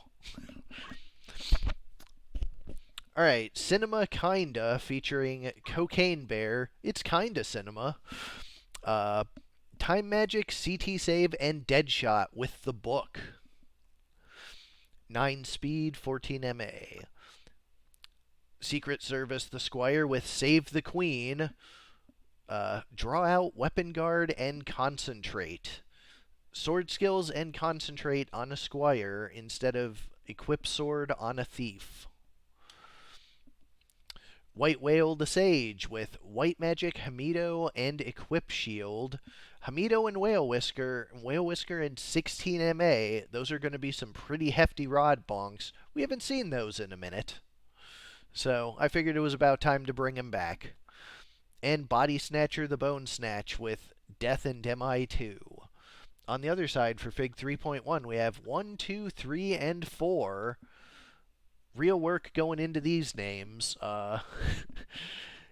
Fig commenting in the chat that he named his team Fig 3 and didn't bother naming the units, and he felt a weight lifted from his shoulders. Getting to focus on just the team, we have a Punch Art Hamido Deadshot Samurai. A Geomancer with basic skill, Counterflood, and Overflow. Pretty common, that. Chemist with Time Magic, Catch, and Equip Armor. Genji Armor, of course, along with Defense Armlet, preventing a lot of the dangerous status available this tournament. And the Oracle with White Magic, Auto Potion, and Short Charge. With that Faith Rod with Rubber Shoes mitigating most of the drawback. Let's see how it goes. Heading out to Large 59. So what Fig didn't specify is that all 4 of the members, you're supposed to pronounce them like Count Von Count. 1, In the interest of time, I suppose I'll have to go with their nicknames. Cinema on the left and Fig on the right.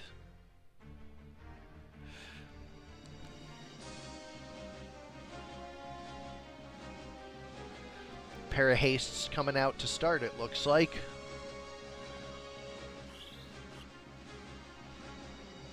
Well, that happened. Huh.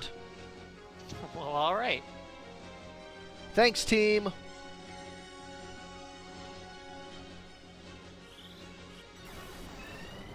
These two not having the same trouble here, but does only hit the Chemist.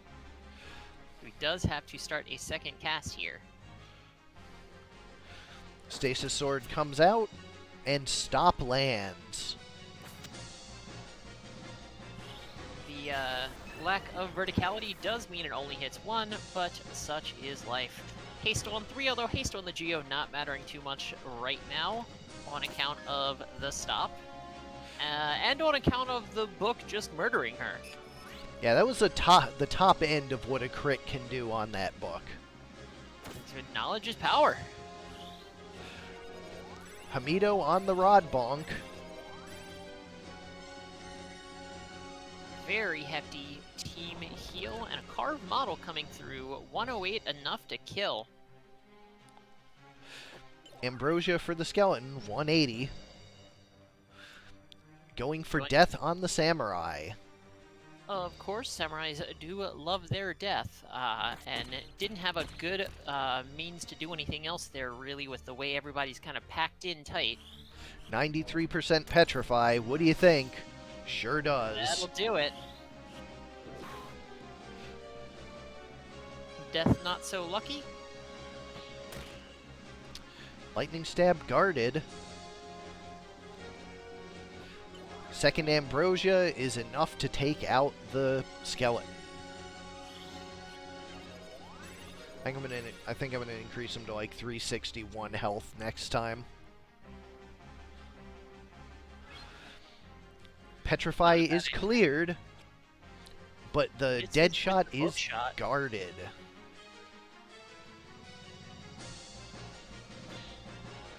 So is the big samurai bonk.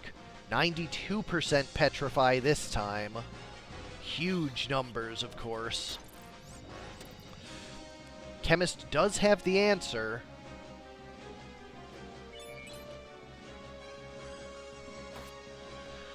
Just a basic attack for 70. He looks to be out of mana. There's a carved model, and we do see yet another petrify. Squire still managing to stay up, weather the storm of that samurai. Gets Hamido'd, but guards it yet again. Can't guard against a carved model, though. Skeleton getting pretty close to standing back up, but I doubt that's going to be enough. That Squire is just dodging everything, though. Probably not going to dodge that petrify if I had to guess. You guessed correctly. But Death on the Faith unit is probably going to land, and there it is. Ambrosia enough to bring it back down, and Game 1 goes to Fig.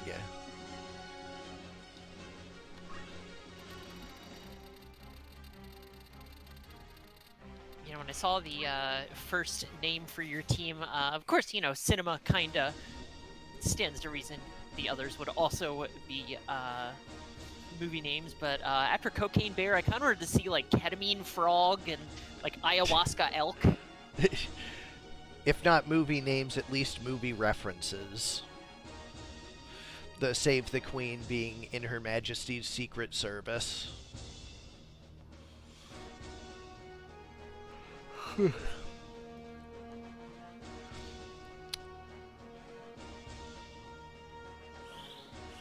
Haste once again misses the entire team.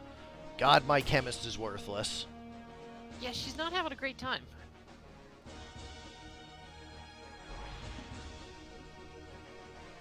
Sandstorm.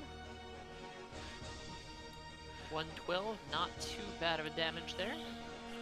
Whatever she's casting, that's 100%. That is a full life on the Skelly. That'll do it.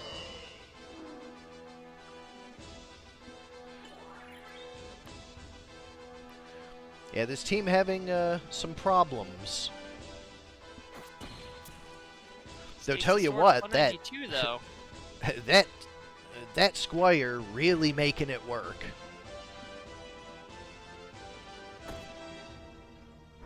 Big ol' staff bonk does get sandstormed in return.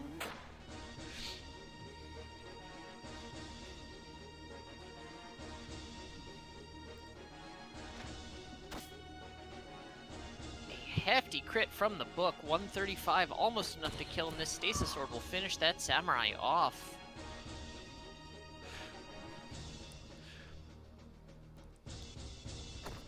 Bang. Not quite enough to kill, though. Oracle is going to be able to heal that Chemist back up. Chemist haste 2s, just the Oracle. There's a Rejuve to bring him back up to not quite full, so he is still in stick murder range.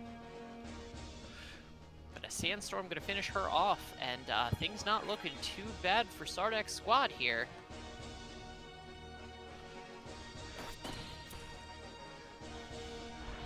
I appear to be winning on top and losing on bottom.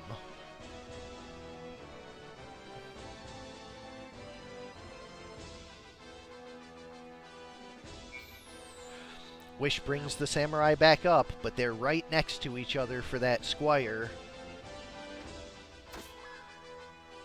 Chemist says, it's cool, I got one. Squire and a Chemist taking down units together. It's like the early game here. Full life coming out. The Skeleton is going to be able to get back up soon here. It is at 0. And a Phoenix down for the Samurai. The full team is back up. Geo does just do one stab here. Samurai goes right back down yet again.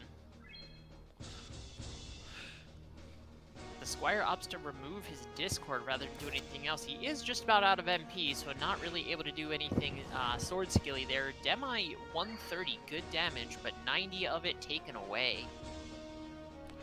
Another full life coming out. I kind of wish he had done what he usually does and go for the death there, but I guess not.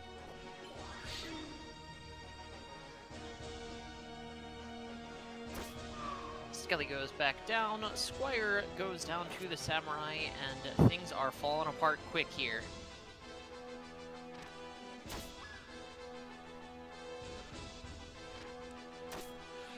Double move, but not enough. But the counter flood heals her. Yeah, sure, Omega. No big rush. But yeah, whenever you're ready, if you want to hop in, that is totally fine to me. There it goes. Fig takes it 2-0.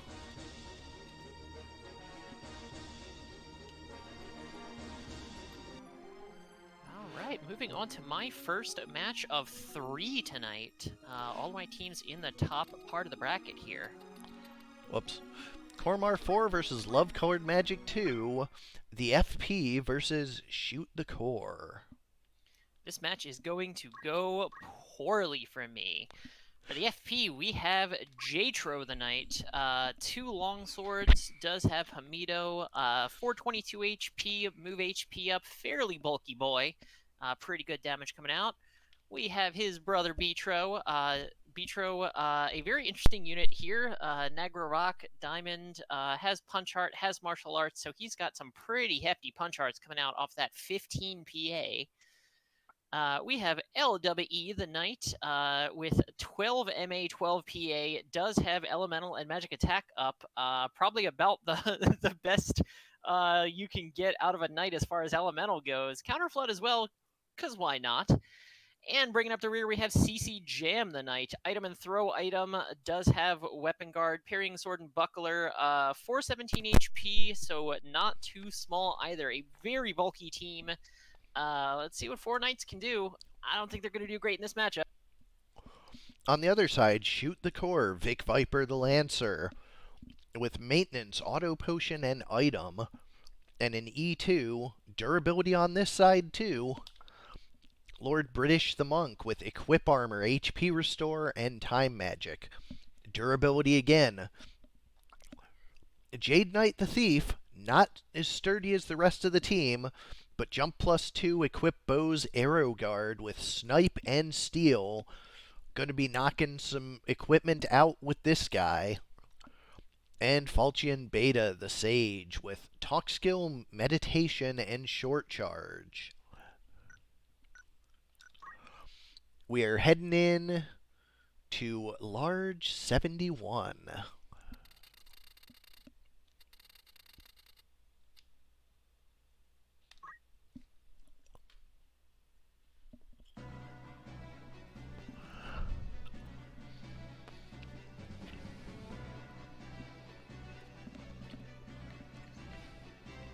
The FP, named after the movie of the same name. I would be absolutely floored if anybody here has even heard of the movie, let alone seen it. It's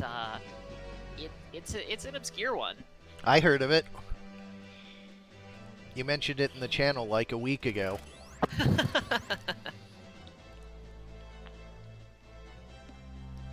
Alright, an early Earth Slash, decent damage coming out. Jatro gonna move up and is gonna be able to get a throw stone for 98. Not terrible damage. And hey, it's something from range.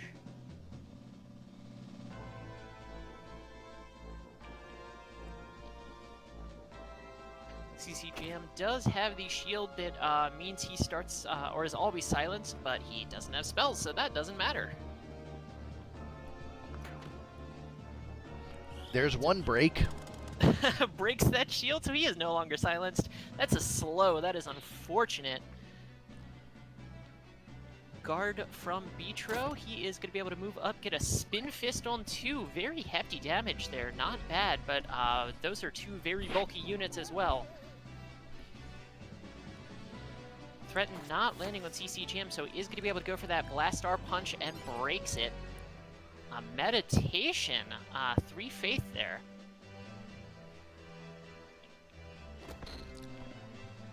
Yeah, Secret Fist is pretty good against all knights.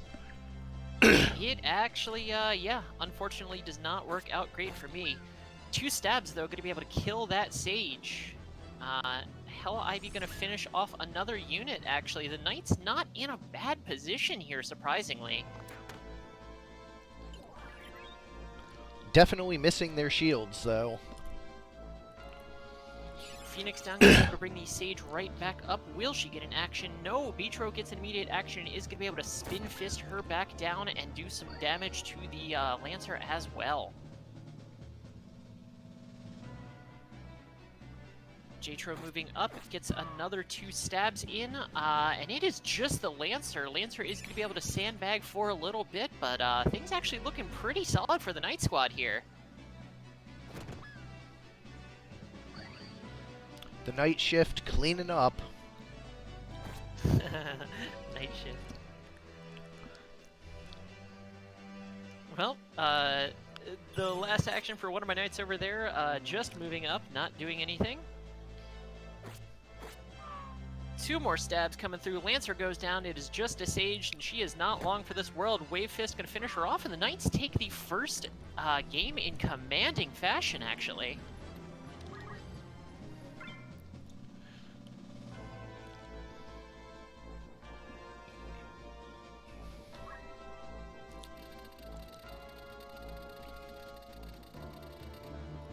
Going to 119 for the small.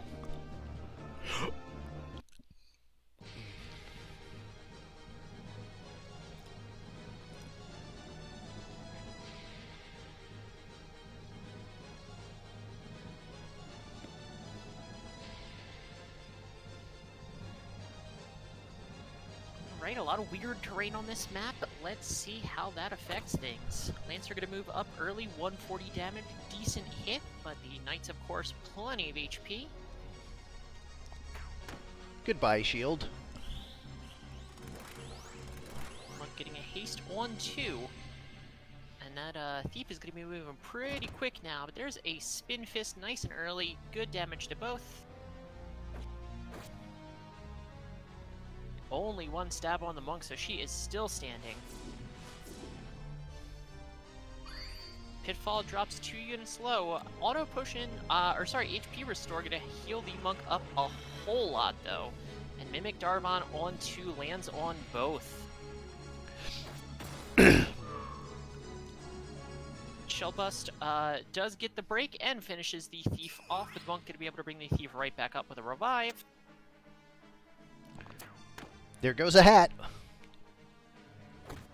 And no damage, so still asleep.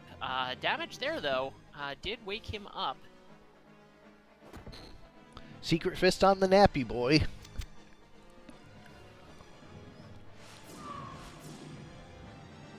Pitfall gets 1 kill and does some decent damage to the Sage as well. She is below half.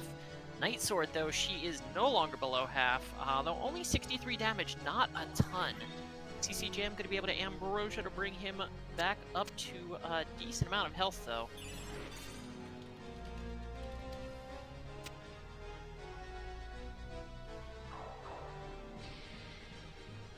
There's the Chakra, is going to be able to heal the Thief back up, but Jatro on the scene now, going for a target. Double target is going to be able to finish her off, guaranteed there. Another Pitfall on 2, and gets a Don't Move on the Monk. Okay, I see what happened here. Okay. I have a couple of matches to redo tomorrow. What happened? So, when I saw that Night Sword out of that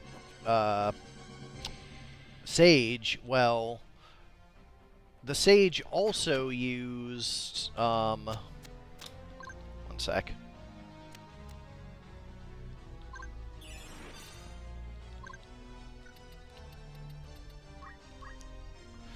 Yeah, also used talk skill, so Night Sword is not on the planar magic skill set. Huh. So one of the things that happened, I think, is I got crossed on one of my versions. Give me one sec here.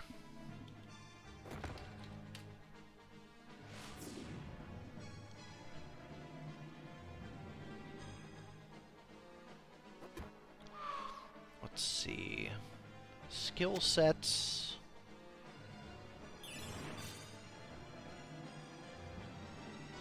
Yep. Let's see.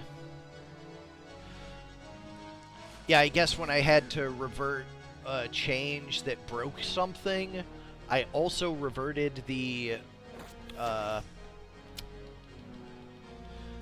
the Sage class into old Spellblade spells, so anyone who was running a Sage so far is going to have to be rerun. Well, but These things happen. though I don't think that was too many of the teams so far. I mean, it was definitely, like, at least one of them, because I was watching it like, why aren't they using any Sage abilities? And I know why, because the top 6 Sage abilities require Sword, and they were wielding Rod Bonk. Like, my Sage, instead of walking to Rod Bonk, could have been throwing Confused 2s. It probably made a little bit of a difference. Well, looks like the Knights did manage to take a 2-0, but also looks like that doesn't matter. Right, I'm going to have to rerun that one. Give me one sec, let me load up the next one. Let's see. Equip X from Barren 4.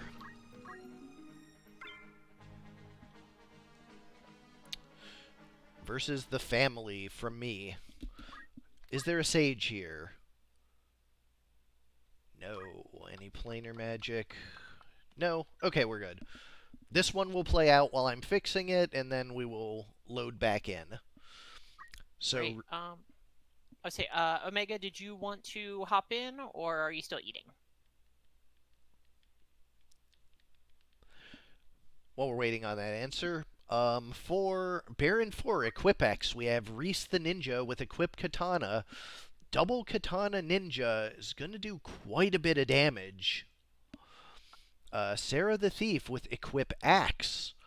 Golem Axe on the Thief with Item Encounter. With Vital Strike for the Thief, that axe is going to do a pretty good amount of damage. Spencer the Samurai with Sing, MA Save, and Equip Spear. Holy Lance Cross Helmet, a two-handed strengthened Holy Lance, is going to do a pretty good amount of damage. And Gray the Priest with Equip Bows. Mithril Bow on a Priest. There's been quite a few Equip Bows this month.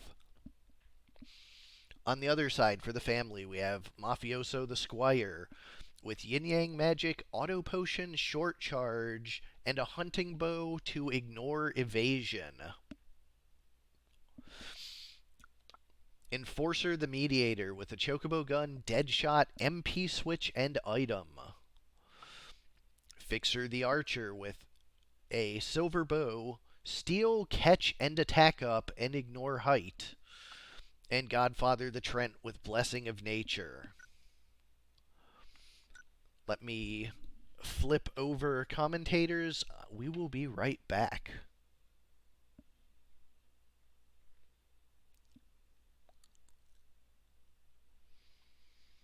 Let's see. Who was it?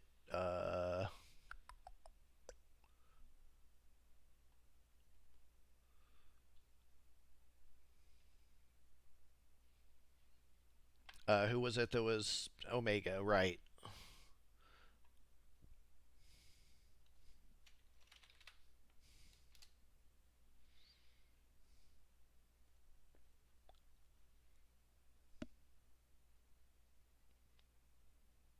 Hello, can you hear me okay?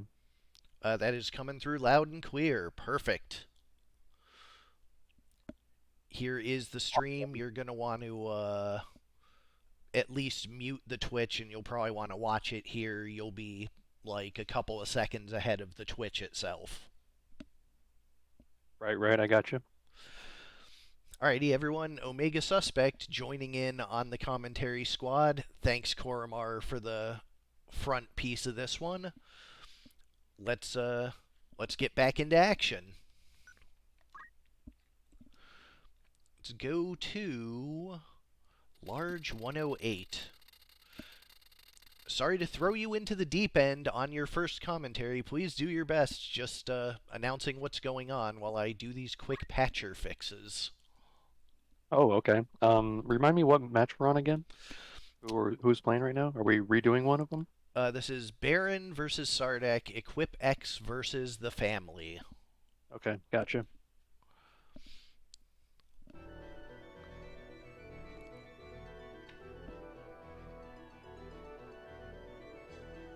Okay, let's see how this one plays out.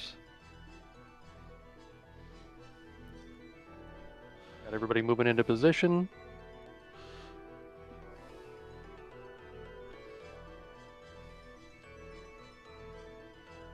Samurai starts up a sing.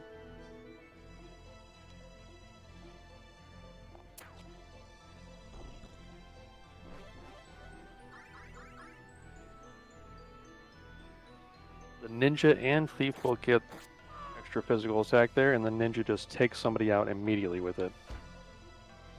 Thief gets in there too, but ends up with a really small hit from the axe.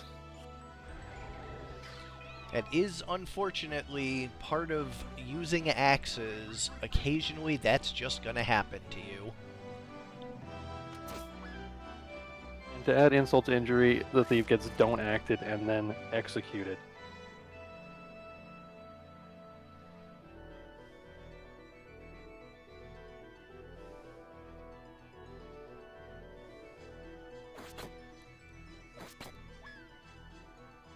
He just sneaks up behind and takes out the squire.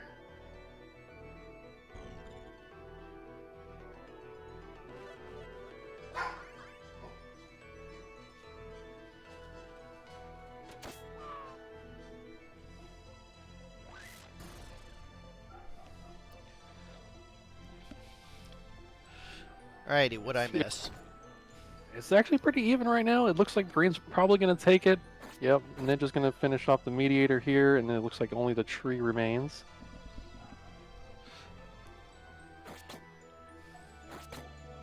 And that ninja's hitting some big targets, but not enough to take out the tree, actually. Murasame for the heal brings it just short, I think, of, Oh, that dodge for Dragon Spirit's going to be huge, because this Leaf Dance should take him out. Yep, the archer coming back up is huge. Ninja takes the turn off with Defy Pain and runs away. And the archer gets a crystal. 224, taking the ninja low again. He's going to have to take off another turn for Defy Pain. But the tree goes down. Oh, gets the crystal of the ninja. I was going to say, I have seen crit AI with re-raise and Defy Pain not use Defy Pain, but...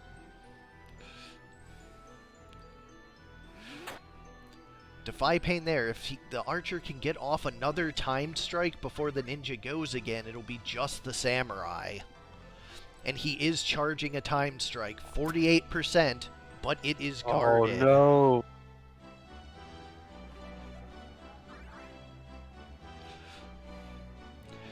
Bunch of units crystallizing up topside. That archer's going to have to take some range and get lucky. But unfortunately, I have not yet applied the no move patch, and that timed strike is going to get canceled. I don't think it impacts the match. I'm going to declare that the winner stands on this one. I'm not going to claim complaints about that, so game one goes to Barren. Give me one sec while I patch this.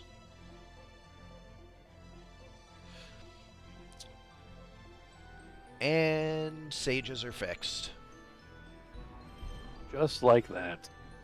Yep. I've been doing this long enough now that I can fix things pretty quickly when I know what they are.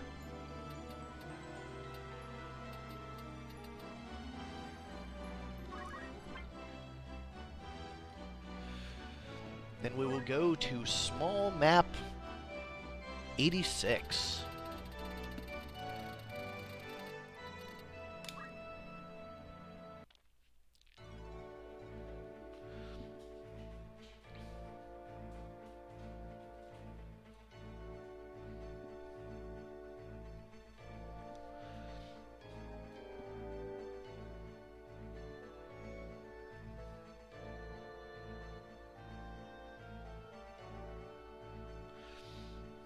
Looks like the Mafia in red on the right and Equip X in green on the left. Ninja with those samurai swords immediately getting some action on the archer. Oh, it's samurai swords. I was wondering how it's hitting so hard already. Yep, he has Equip Katana and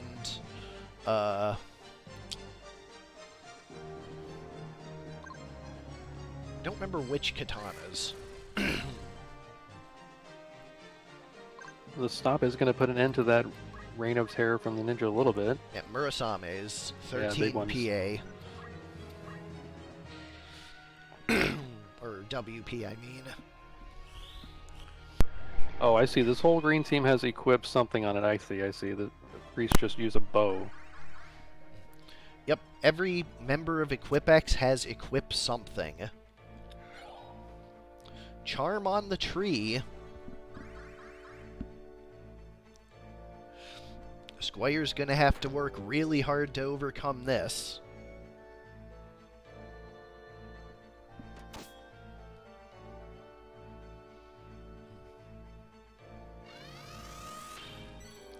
There's a little bit of a heal coming out of the samurai. And oh no, re-raise on 2 enemy team members. That's real good for the EquipX. Yeah, that's going to be a big swing to try to come back from.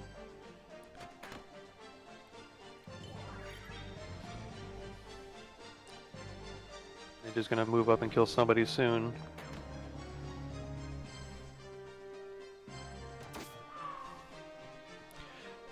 Yeah, I saw it, Spring. I just haven't responded to it because your match wasn't today, and I was, like, literally down to the minute fixing things before the stream started. I'll address it after you're good. It'll be taken care of.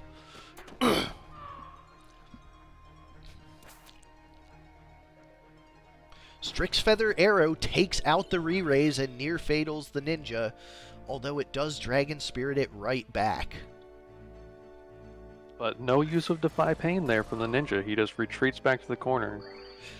Yep, that is unfortunately the way it goes with re-raise.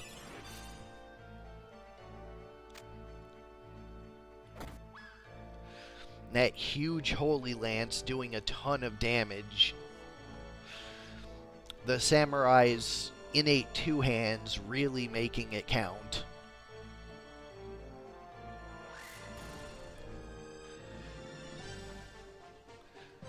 Leaf Dance for only 140. That tree's not going to do damage fast enough. Yeah, it would take a miracle for Red to come back from this.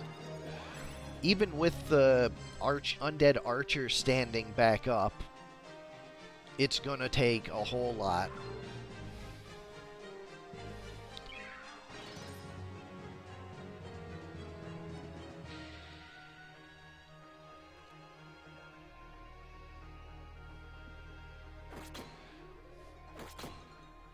Target for 160, and it looks like the priest is charging the finishing. Nope, just paralyze. The thief is going to finish it off. Or not. Just playing with their food at this point. Archer fails to stand back up, so that's going to... Yeah, the ninja finally comes around, and that is that.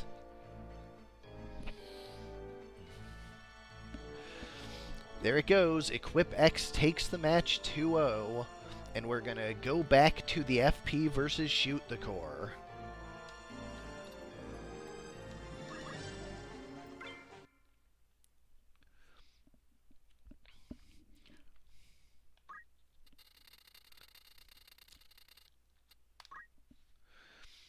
Having a Sage able to actually use its abilities seems relevant.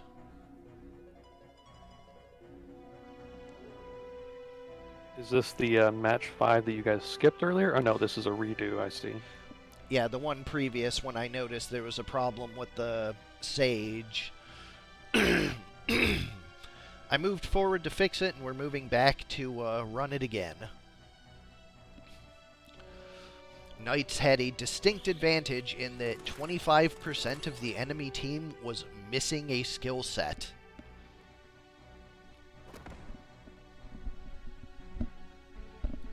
The Sage definitely has some very impactful skills to use, so... Yeah, so having them turned off is worth a repeat.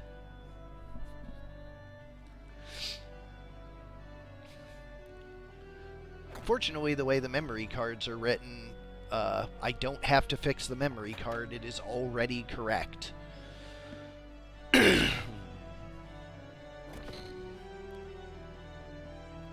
Immediate death sentence.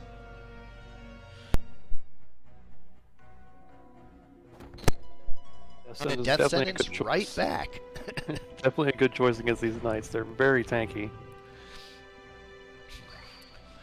Auto Potion healing up most of the damage, and here it is, Sage using a Sage ability right out.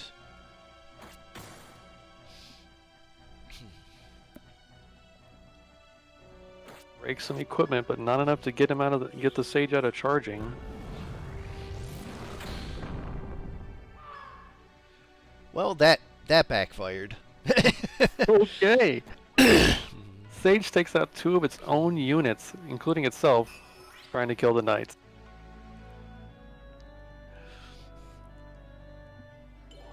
Well, you know, sometimes it's just like that.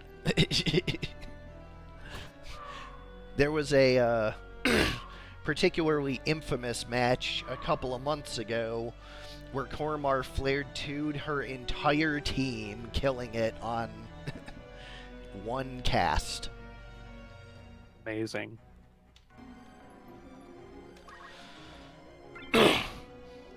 Small 119.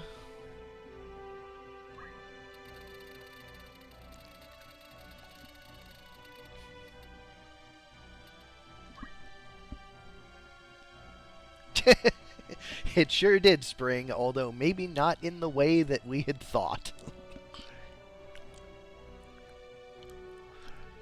Maybe the Flare 2 goes a little better this time.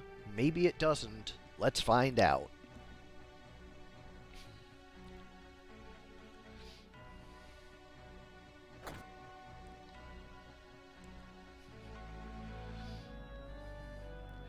Slow being charged up here. And of course the Thief breaking all the shields. Single target, or single land on the slow. Big spin fest from the Knights. And now it's Flare 2 time. This one looks more promising. Thief goes down. Yeah, this Flare 2 is going to hit everybody on the field. Oh no.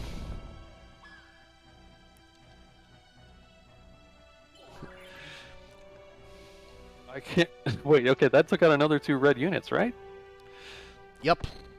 Well, no, it killed one and near fataled the Lancer. The Thief was already okay. dead from a shell bust stab.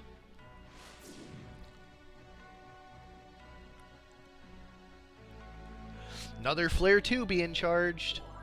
And yes, Ajorably, that does in fact explain why my team just didn't actually do anything. Double kill with the Flare 2. Now that is a difference.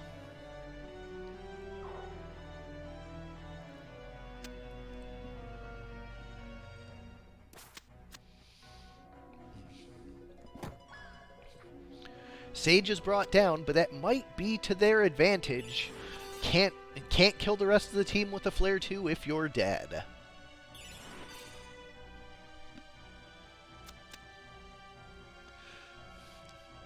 Red is hanging on right now, though. Only 2 knights left. Re-raise comes out on that one. Chakras himself back up. Still pretty low at 191. Do feel like red can outpace blue at this point, though. Although blue's MVP, the red sage, has been resurrected. 98%, there goes the hat. Talk skill preach for herself as she retreats. She'll die to the shell bust, losing her armor, but she will stand back up. Wave Fist takes out the thief, but the Lancer is right there with the Phoenix down to bring it up before the number counts down. Monk charging a slow. One, nope, no hits. Another preach on the Sage. Blastar Punch takes her out. There goes the hat.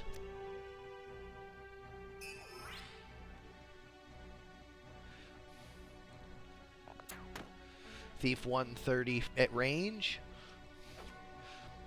And a spear through the wall misses. 3 knights are up now, though. They might be able to bring this back. Although one goes down and the other near fatal. Sage preemptively sandbagging herself.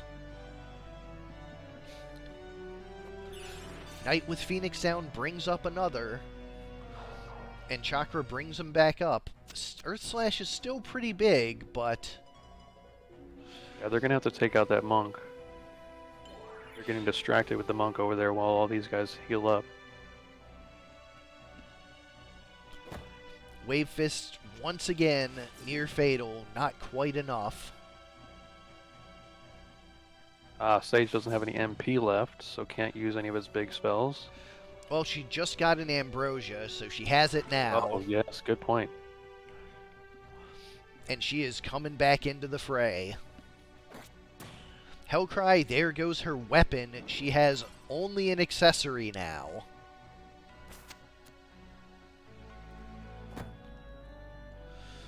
Monk is near fatal. There's another Ambrosia for the thief, and red team is more or less back in action.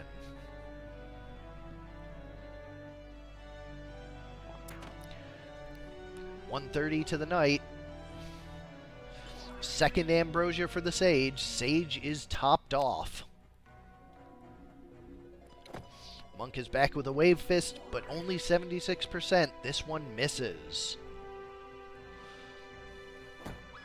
Wave Fist takes the Sage out before she can flare to her team, but she does get back up with the re-raise and praises herself back into the corner.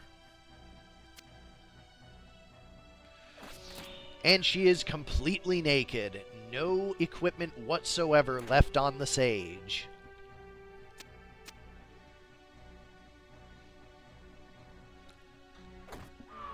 This is looking pretty dire for the knights at this point.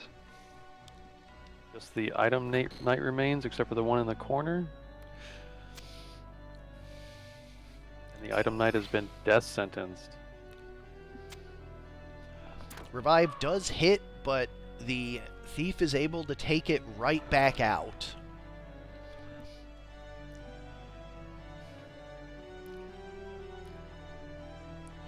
Ambrosia for the Sage once more. And it appears it appears Shoot the Core has managed to fully stabilize this one. Spin Fist's there, but that knight is going down and it can't revive anymore.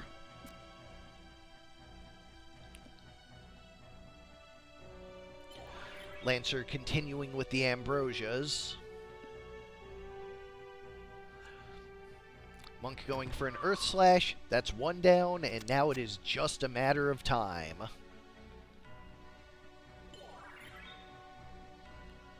There it is. We're going to a Game 3.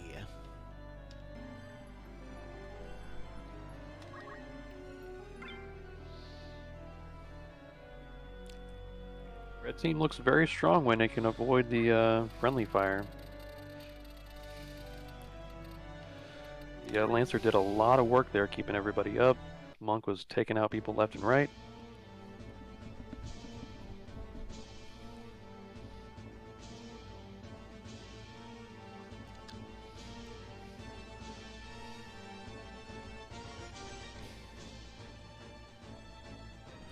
Let's see if the Sage works as an MVP for red or MVP for blue this time.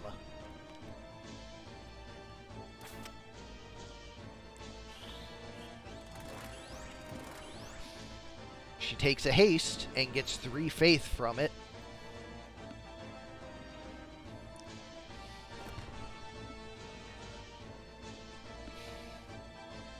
That looks like that's going to go well for her.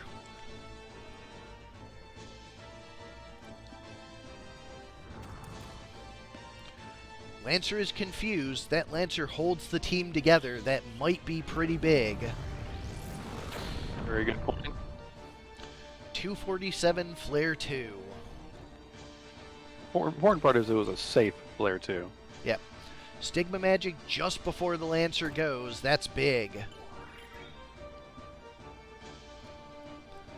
Dragon Spirit up, and Knight goes down. It'll be back. Uh-oh, there's a Flare 2, but it was fast enough to go before the Knights could move it into position. 317 to all 3 of them. Huge. Red's positioning is really good on this map.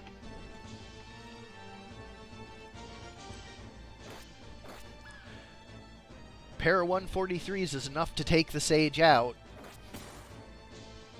And armor goes off of the Monk, leaving just an accessory. That's 2 PA off of the Monk. That is pretty significant for damage.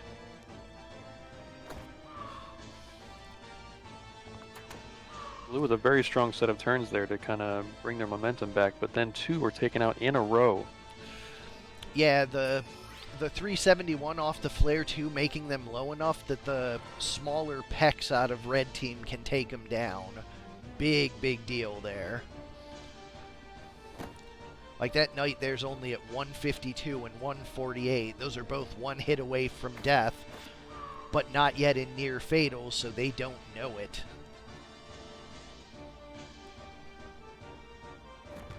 Earth Slash for 84. The red Lancer down, don't have much sustain on red side anymore, so their crit AIs may hold them back here. Yeah, 2 of them being in crit while the Knights are reviving each other. It is really just the Monk against the full team of Knights, and that's not where red wants to be.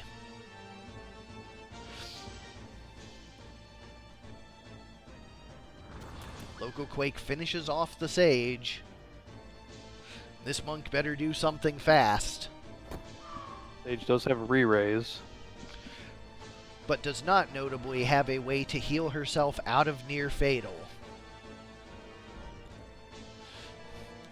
Although the Knights moving in are going to bring him in range of that Thief's bow, might bring him back into the fight a little. I think you're right, but I don't think it'll be enough. Lancer is about to crystal here. There's a big double Earth Slash. 1 kill, 1 near fatal, although it does get a Dragon Spirit. Sure enough, Thief rather run than actually do anything effective. The weakness of not having a way to pull yourself out of near fatal on full display here.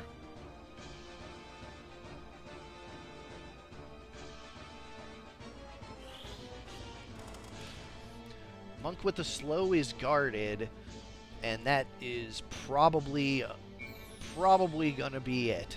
Sage couldn't quite do enough.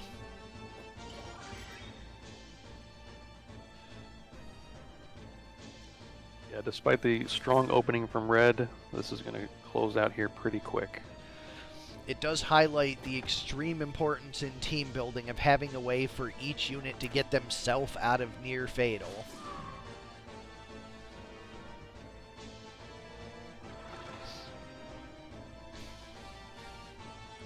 Even the smallest of heals matters.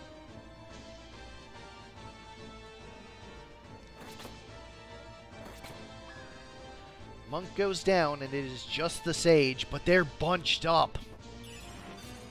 Oh I no. don't think she has enough mana to do much, though. I think she had the mana if she had had the time.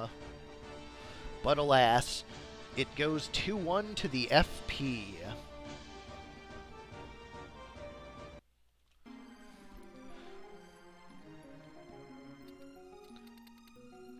Let me just do a quick run through here.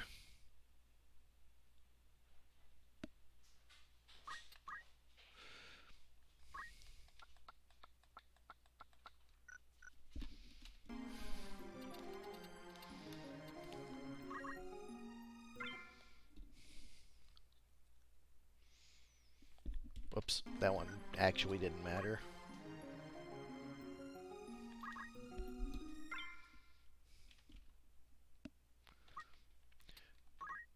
Just a quick glance to see if anybody got... Whoop! We'll have to do that one. So, let's go.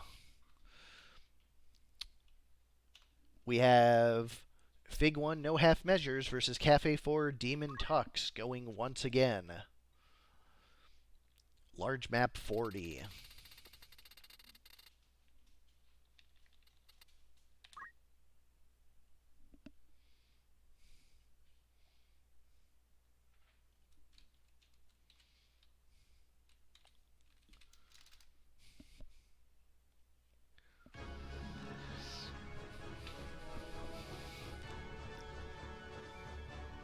Oh wait, was Fig the one with the Sage?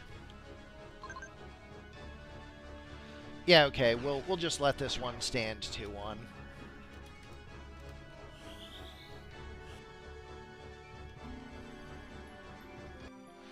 If you win down a thing, then you win down a thing. So we'll go back to Sardek for Fig 3.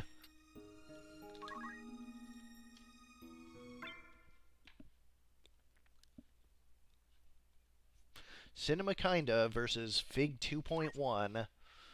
Large 59 to start.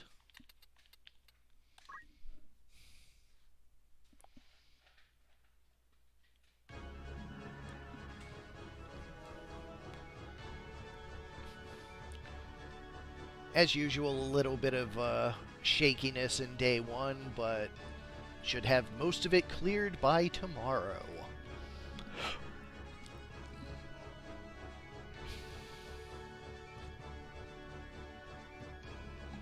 The Shadow Mustadio fix is super simple.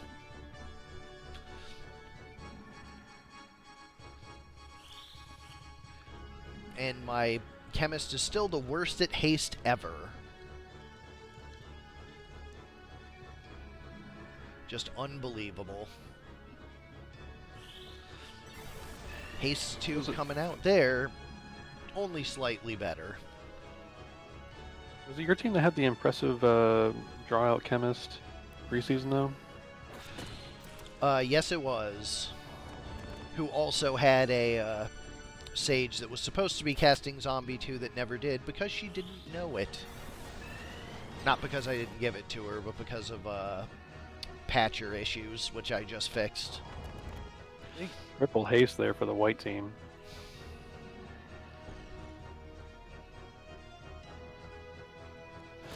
Hamido on the Samurai, that's pretty big. Petrify does land on the Squire, and it is just the Sage and the the skeleton versus the full team. Demi 2, though, answers the Phoenix down pretty quickly. But a full life definitely is a better answer than that. And just before the Geomancer gets her turn, too. Lightning Stab finishes off the Sage, and it is just a skeleton versus 4. That is not going to go well for the skeleton.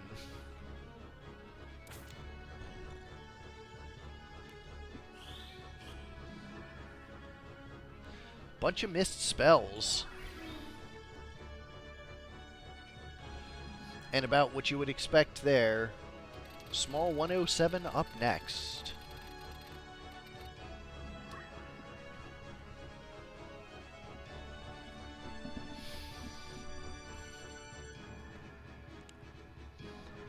I won the small and lost the large, so we'll see if that trajectory continues.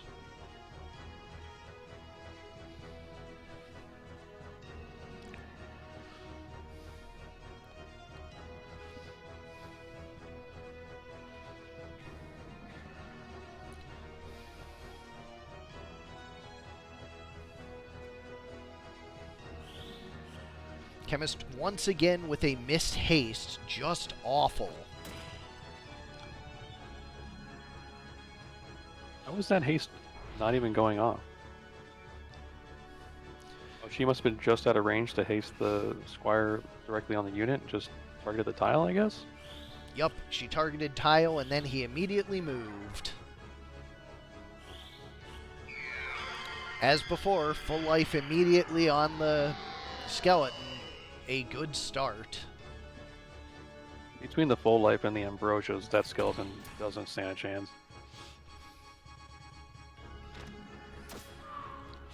Samurai goes down in a hurry, though.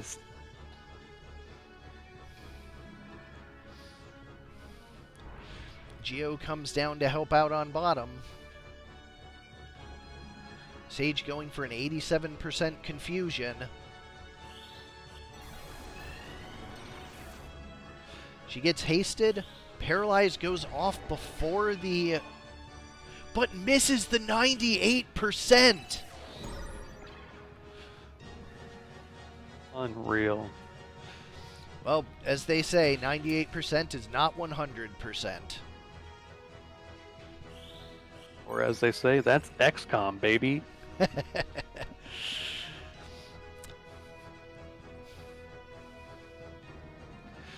Ambrosia coming out for the Geomancer. Things are beginning to converge on the middle this time. Geo's got a Sandstorm, but the Flash Heal keeps the Oracle healthy enough. Huge 224 bonk. The Sage is remarkably tanky. Well, she got a with the pole. She got a big heal from the confused. Okay. Whatever that is on the bottom, I forget. Geo, it looks like. Oracle on the very bottom. Oracle, yeah. Skeleton is about to come back as well. With the Oracle confused and the Chemist in trouble, the Skeleton may be able to put in work. Flash heal for herself. She's back up at 245. She can basically full heal herself with Flash Heal. Squire running low on MP, just doing little hits. Chemist needs to get in range for an Ambrosia here. Oh, there's a remedy. That confusion is gone. Chemist is slowed for his trouble. Skeleton's about to wake up into a full life, I think. Pair of near fatals there. And he finishes off the Geo. Squire just keeps popping on the Chemist. A full life going for the Geo instead. White Chemist is down. It is just that Oracle and the Geo that she's bringing up. Geo White's goes gonna at get the perfect time, though. Takes out both of them. huge. Squire and Chemist versus Oracle and Geomancer. This Oracle can get on another full life here, yep. That will definitely swing things in White's favor. That's just Green life. just- She's running out of mana. Does the White Chemist have Ethers? No, he has Ambrosia, so there you go. But uses it on himself and not the Oracle. Will he make it to his next turn with that Chemist right there? He does not. Killed by the fall damage. That Chemist has Deadshot, doesn't she? She sure does. Amazing. The fall damage getting the kill is just chef's kiss. Cheer up on the Squire. She misses there, though, although the Counter Flood heals her. Only 9 hit points on that Oracle. And, uh-oh, a death being charged, and she has faith.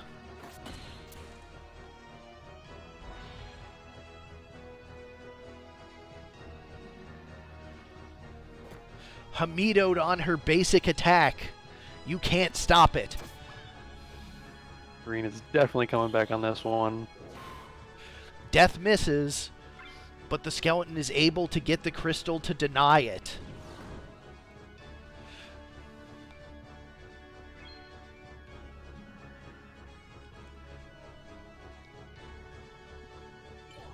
Sage having that confused too really made the difference. And Hamido finishes her off. We go to Game 3 once more. Games 1 and 2 happening the same way as they did the first time around. Will Game 3 go the same, or will the additional Sage abilities flip the result? Well, the Sage ability there definitely proved its strength. The Oracle getting confused right off the bat just set things up for Green, and what an exciting middle of the match that was. It's not often you see a major caster job running out of mana being the decider in a match.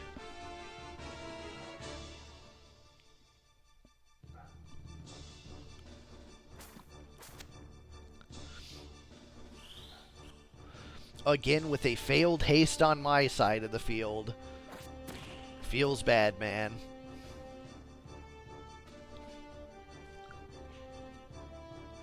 Confused 2 being charged once more. Haste 2 comes out for 3. Confused 2 catches 2. Pitfall into the air. She's remedied, but not until after she's wasted her turn.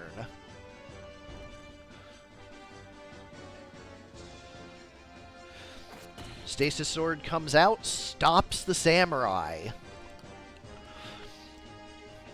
Demi 2 for 130, but 90 of it healed.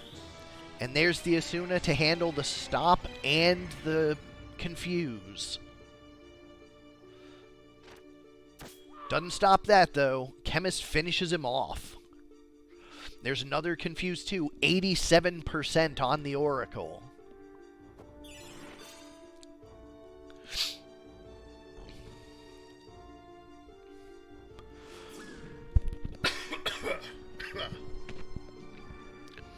Sage with a flash heal before the confusion lands, so the Samurai is in better shape. But she does get confused. Squire goes for a wish on the Chemist instead of trying to take down the Samurai, leaving it to the skeleton and his death. Chemist with the Ambrosia and the escape. Enemy Chemist with the remedy for the confused Sage. Death misses on the Samurai, But Sage is right back ready. Near fatal, but auto potioned back into full operation. Not quite good enough. A stop proc landing on the chemist is going to keep her out of things for a while. Yeah, the white chemist and white oracle just have all the answers to what the sage is putting out right now. Defy and the Pain. sage gets petrified. He's going to have to get really lucky with these death spells to turn this around. That's a start.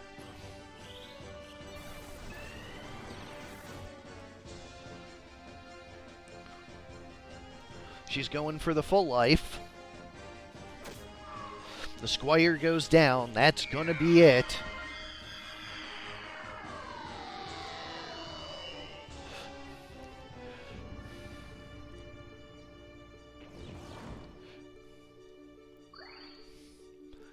At this point, merely academic.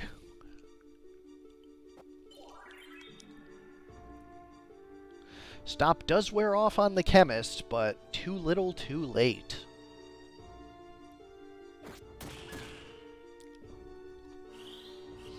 And there it is, the full life to end it.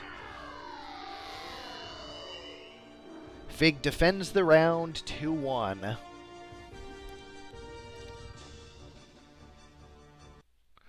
Alright, It's proving to be a little bit hard to keep up because it seems like my stream that I'm getting from you is like a couple seconds behind. Disconnect it and reconnect it. Sometimes that happens.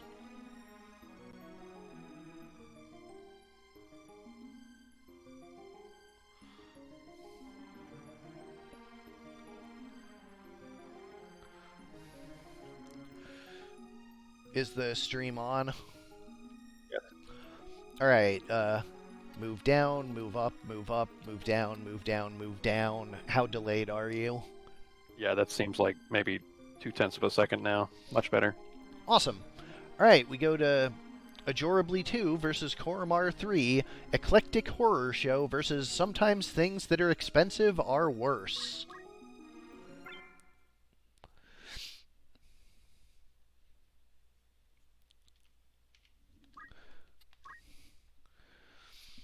Alright, for Eclectic Horror Show, we have Master Tonberry with Shadow Stitch, Chucky, Freddy the Uribo with Please Eat, It the Time Mage with Item, Auto Potion, and Throw Item, and of course, they all float down here.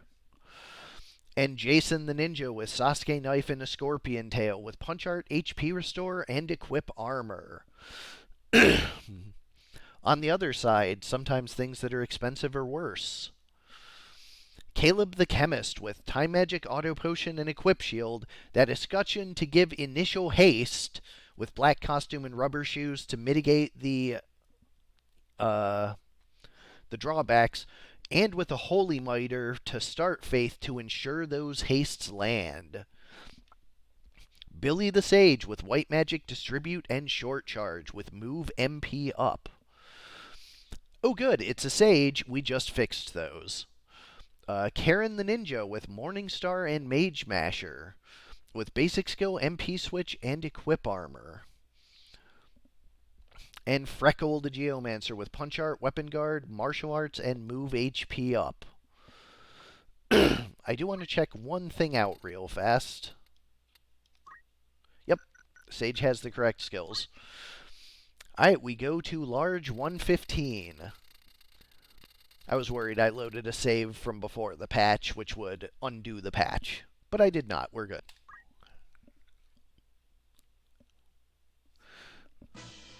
Map loading up.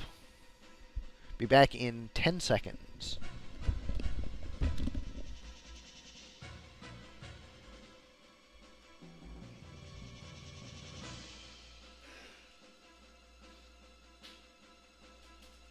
Okay, let's see how this goes. We're going to have a few turns of people just setting up here.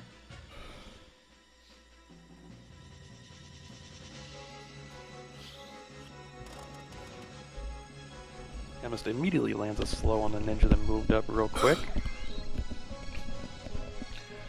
Sorry, I had to go blow my nose there. Robo does manage to hit the please eat on the time mage. Yeah, Korremar, don't I know it?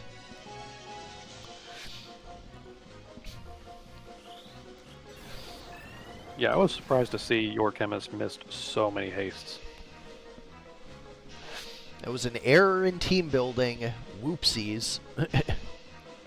Here we go. Looks like the chemist is now hasting the entire team, but it's didn't quite make it. The ninja comes in and just executes the chemist. Chemist will be coming back up. The ninja is up here all alone right now.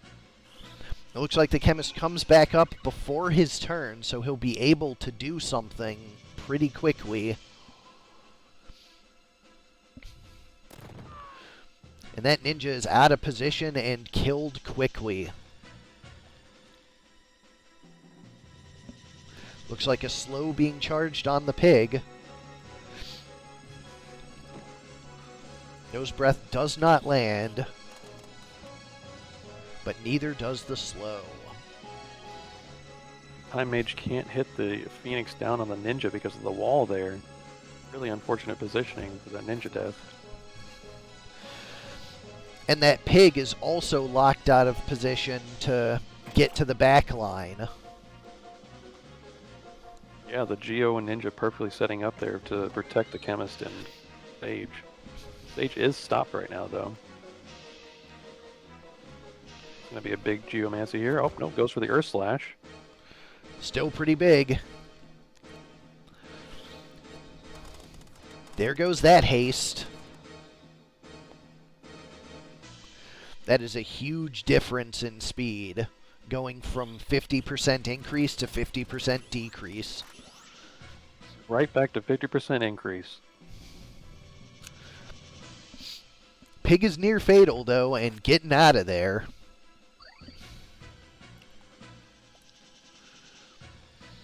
A hasted Master Tonberry is super dangerous, though.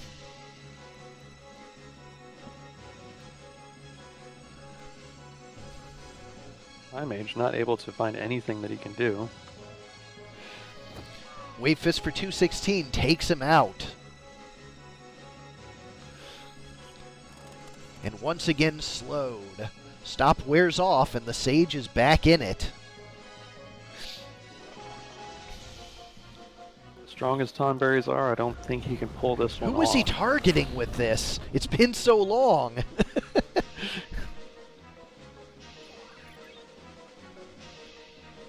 I have no idea who that was initially targeted on. 'Cause he was Yeah, slowed I totally for forgot as so well. long. Or stopped. Anyways, looks like Chemist going for a haste finally. That is Units a guts hold on to meat their- bone. Units hold onto their spell charge through stop? Sure do. That I did not know. It's especially bad for them because they get mid-charged by, like, everyone. Which was why that body blockade by the teammates was so big. So he would have gone down real bad to a pig straight dash if the pig could get to him. Yeah, that's so true. White's positioning on this map has been huge. That re-raise into everyone's grudge, though. Absolutely brutal. Tonberries are miracle makers.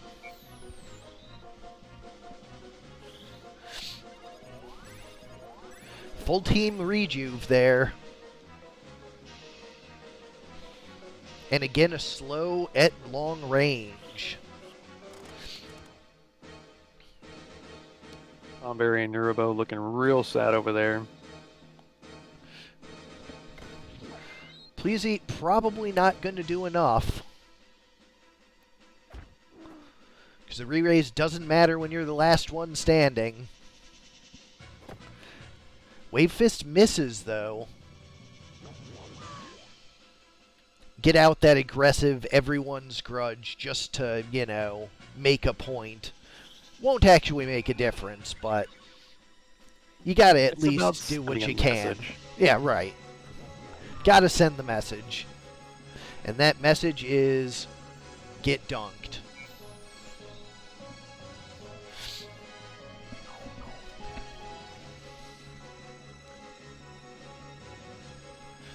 Really strong chakra from the Geo. 150 and 120. Oh, that's a big spell being charged.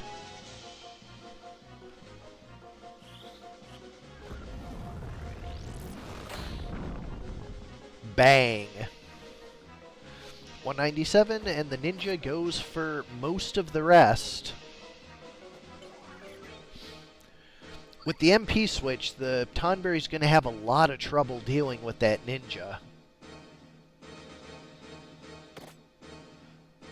Chef's Knife for 130. Chef's Knife being the correct answer, actually, because it can just proc dead and bypass the MP switch. Although sometimes you just meat bone him to death. That's kind of Tonberry's thing. Earth Slash does it. Game 1 goes to... Sometimes things that are expensive are worse. Small 38 coming up next. Considering how huge the map was on that one, I'm excited to see how this one turns out. Yeah, Korremar's team really took advantage of the terrain, and there is some difficult terrain here too. It does get very clumpy along that bridge in the center.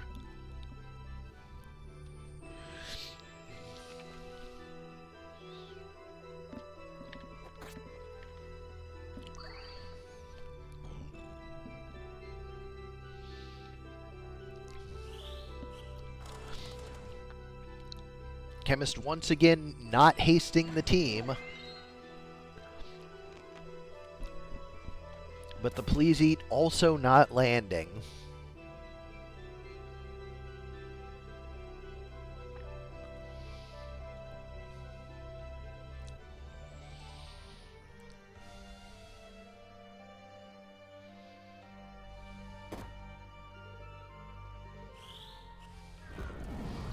And big Flare 2 party.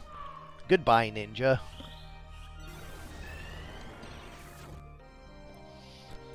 That's a team haste, though. But not if this chemist has something to say about it. But he does not. The pig answers it handily. And with a stop coming up behind, Eclectic Horror Show is getting the lead on this one.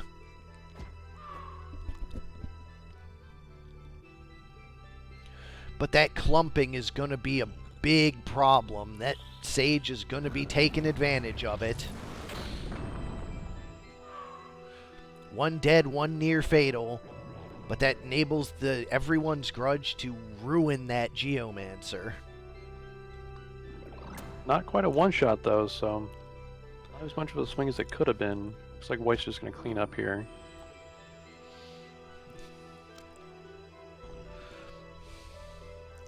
Going for a life, but just barely out of the pig's range. Gets it off.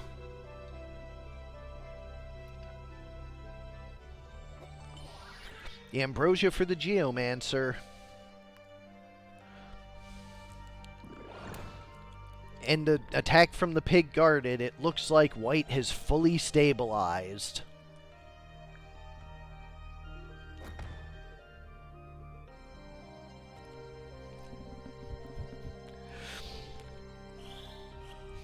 Team Rejuve coming out of the Sage.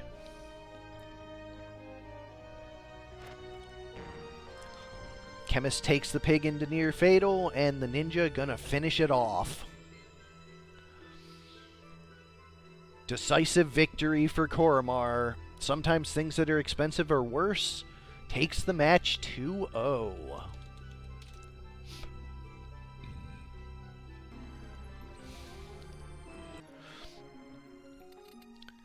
Next up, we have Simmon 2 versus our guest caster 1. Sledgehammers versus Team Beef. Again, all caps, very important. And of course, team with 2 E's, just like beef and just like tree. Hey, you noticed. I mean, I also noticed that it had float, so That was a good catch. I like that. yeah, I'm feeling pretty good about myself right now. Anyways, for Simmons' team, we have Peter Gabriel the Grenade with Triple Flame, Rihanna the Geomancer with Move HP Up. I'm on the wrong screen. Rihanna the Geomancer with Punch Art, Counter Flood, and Magic Attack Up. Pretty typical for a Geomancer. Big damage coming out, electing to go for the raw damage instead of the overflow, noting the 108 gems to strengthen. BTO the Grenade with Triple Flame, and Fifth Harmony the Chemist with Black Magic, Absorb Used MP, and Short Charge. On the other side, Team Beef. Phoenix the Lancer with Punch Art, MP Switch, and Martial Arts. Punch Art Martial Arts, of course, being a popular Lancer combo, the MP Switch making her even more durable than most Lancers of her type. Sutton the Samurai with Precision, Hamido, and Attack Up. There's going to be some big sword skills coming out of this one. What do you have on the Precision skill set? Rick's Feather, I believe, is the only one that I have. Definitely a strong additional useful tool in the Samurai toolbox. Emerson the Geomancer with Talk Skill, HP Restore, and Equip Armor. 17 MA on Talk Skill. She's going to be landing some effects. And Lennon the Squire with Item, Dragon Spirit, and Guts. Dragon Spirit and Guts going to make him real hard to take out, and with Item and Basic Skill alongside, and an escutcheon too, this Squire's going to be able to do a whole bunch of really effective supporting. We move to large 87.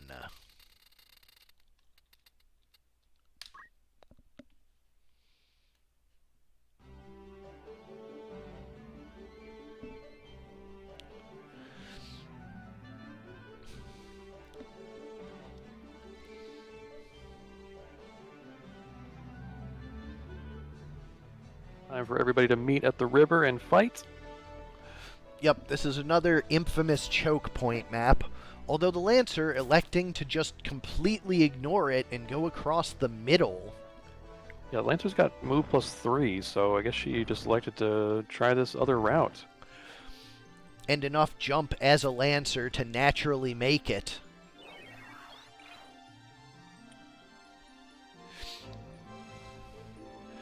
We did have one big hit from Triple Flame. If it hits the Squire again, oh, not quite enough. That Squire must be very low, though. Well, thanks to the shell and protect, able to tank those big hits.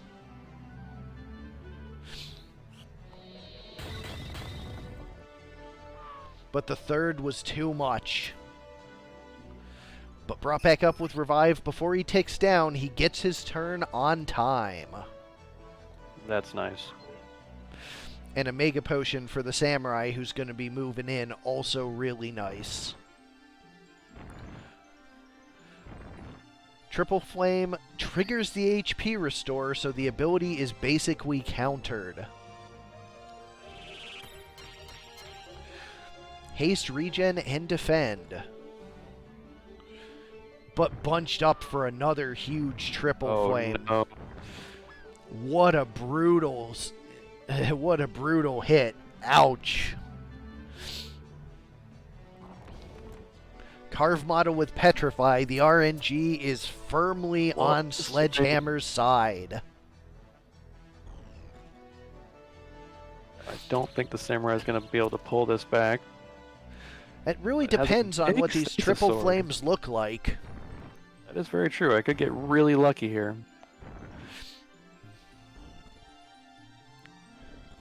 In the 324 case, that was good compatibility.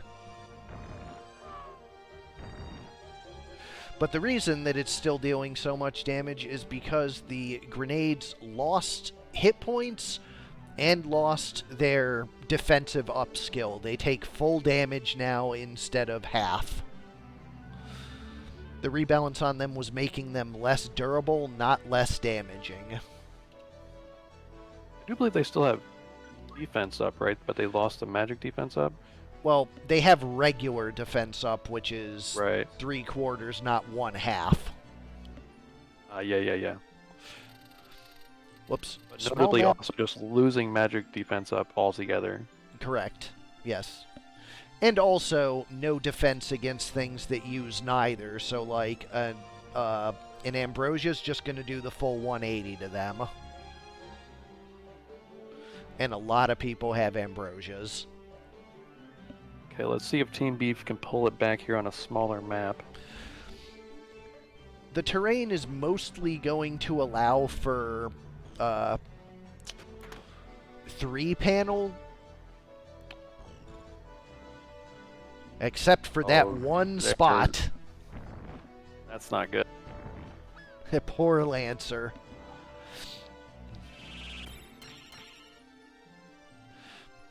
Oh no, that's a single panel too. Wow, the AI is just missing the implications of positioning. But at least that one gets an HP restore. Looks like the Samurai's on a 2-panel right now.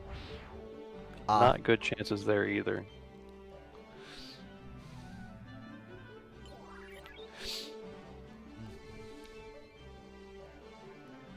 Team Beef, as its name implies, should be pretty beefy, so maybe they can survive until the Undead Lancer comes back.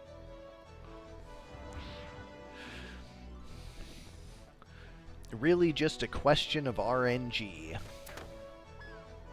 That said, that chemist is out.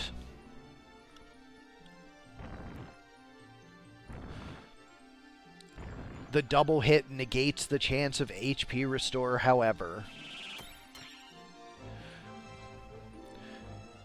And Samurai moves into a single spot. Why? Curse you, Masamune.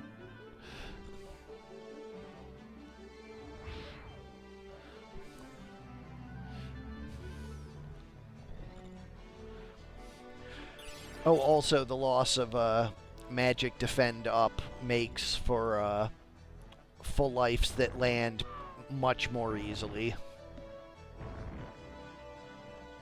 And actually kill instead of doing half. Heals for 110 and is on a 2-panel spot. 3-panel spot, actually, because the guy went a bit too far and is punished for it.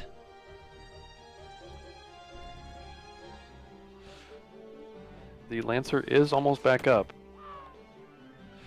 But it's too little too late.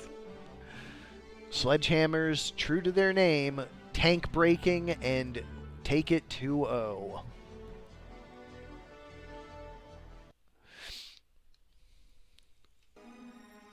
Whoops. Oh.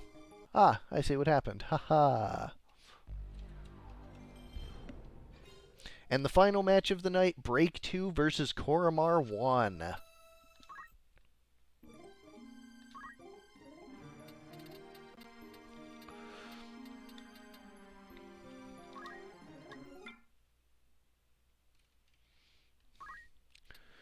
NBA Jam versus more Ryugen.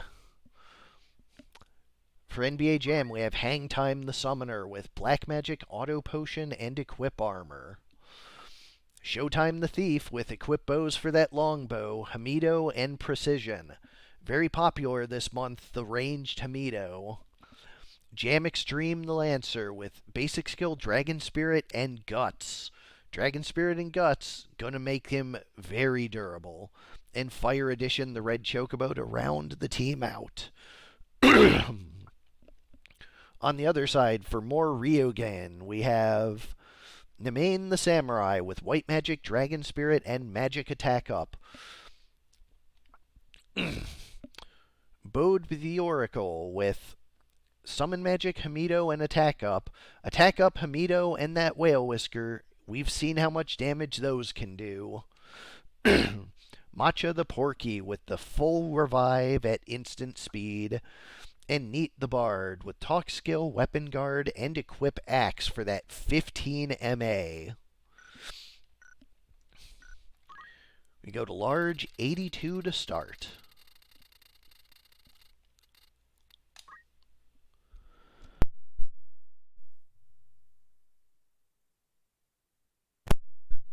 Voiceover here.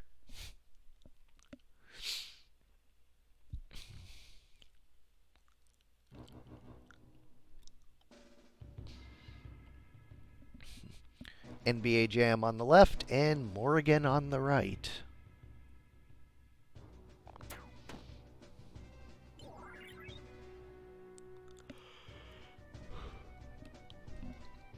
Thief gets an immediate long-range shot. Yeah, is that a longbow? Sure is.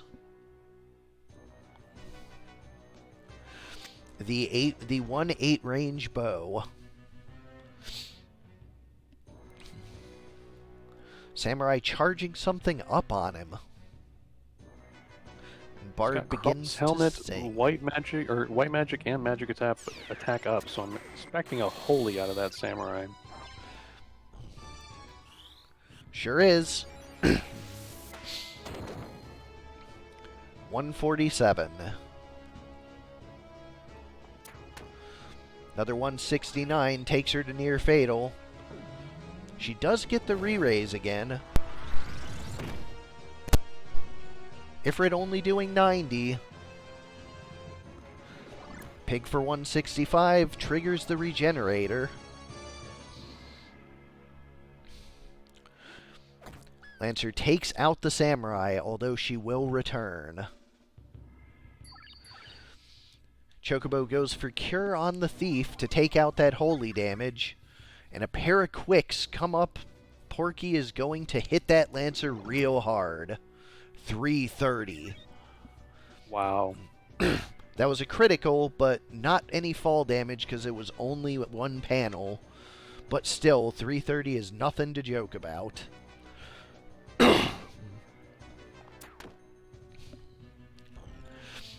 Re-raise does go off on the samurai, and she's going to charge up a rejuve on herself and get out of there.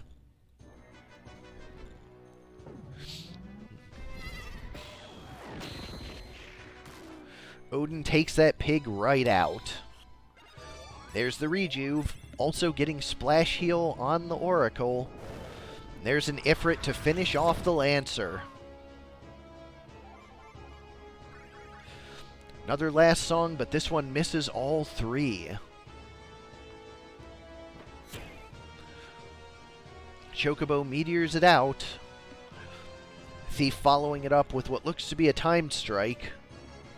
Defy Pain on the Lancer after it gets up from its re-raise. Bard begins singing once more, probably still last song.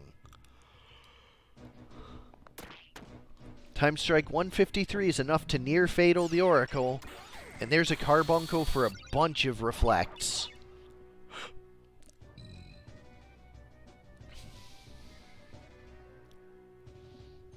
NBA Jam definitely in the advantageous position here. Oh, that's a mid-charge on that. Or no, finishes off the Oracle instead. Some chip on the Bard. But last song only hitting quick on the one in the middle of a spell. So all she can do is run away and continue the charge.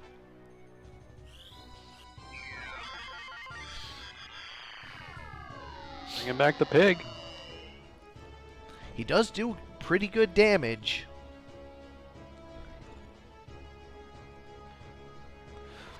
Bard takes a turn off of singing to give himself re-raise. 104 on the pig, arcing over the barriers.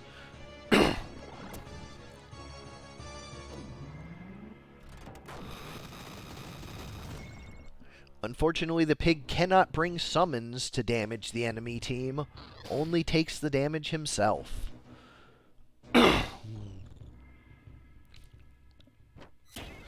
Meteor takes out the Bard.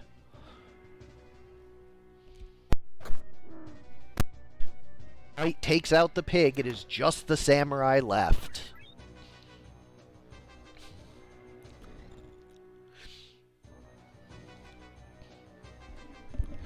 Bard does get back up, starts what is probably a life song. But the Chocobo doesn't care about that. Meteor takes him right back out.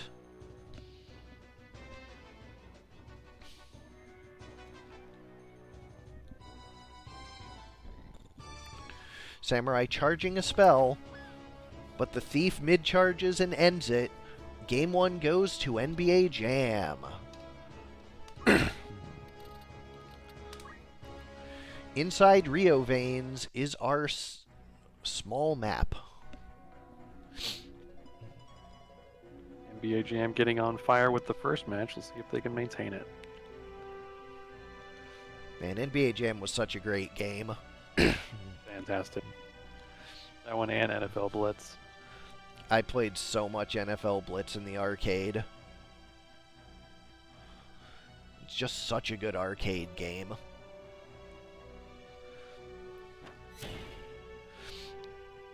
Really just anything that lets you put on a show for other people around. That's what really does it for me.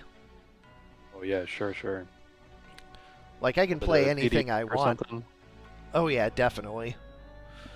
Like, anything I can put on a show for the arcade is what I want to be doing. I can play multiplayer games at home all I want. If I'm going out, it's for the spectacle. Carbuncle comes out, that's double reflect. That's probably going to answer both of those spells being charged. Well, there's an answer to one of them. The other one is a Moogle.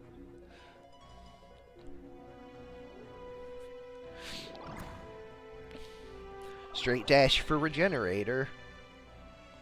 That pig's Pig about to not take a gonna- bunch from that lance. Only 110, actually. I thought it would be more. Yeah, Pig not damaging the Chocobo much, and Lancer not damaging the Pig much. Must be bad compatibility.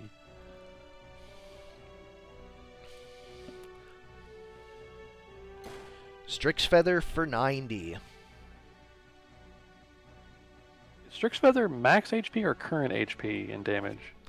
PA plus 2 times Oh, weapon yeah. plus 2, yeah. Thinking of Temporal Strike. Yeah, that's 66% of max.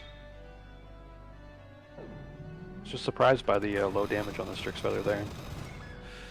It's because the Thief has really low PA and is getting most of its bow damage from his speed. Because it's average speed plus, or average of speed and PA times WP. That makes sense. Also possible the Bard gutsed or something.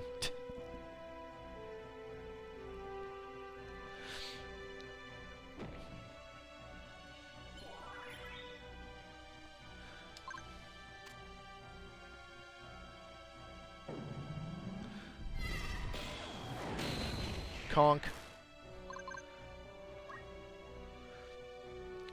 Yeah, let's see. 9, 10, 11, and 15. I think you might be right about the guts. No, he has a Oh, Quip I Axe, forgot. so... What is it? Oh, he's Sagittarius. Was it a... Worst compatibility? That's the answer to that question. Lots of bad compatibilities flying around in this match. Yellow looking really strong, but the Lancer is charmed right now, so let's see if that matters. Nice HP restore from the pig.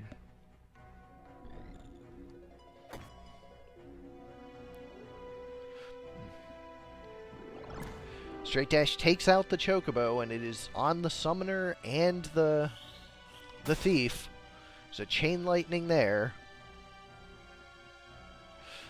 But they're all just running away. The Lancer's going to have trouble getting into position, and the pig can't really heal itself. So just sniping from a distance. There it is. NBA Jam takes it 2-0.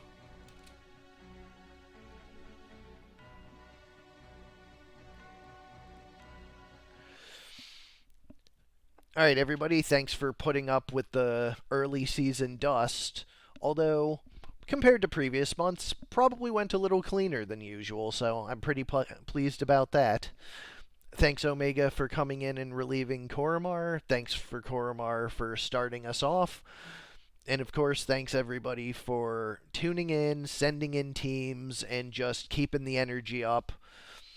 It's just such a great community. I'm so glad to be doing this with y'all, and can't wait to see how the rest of this bracket shakes out. I've been Sardek. Absolutely.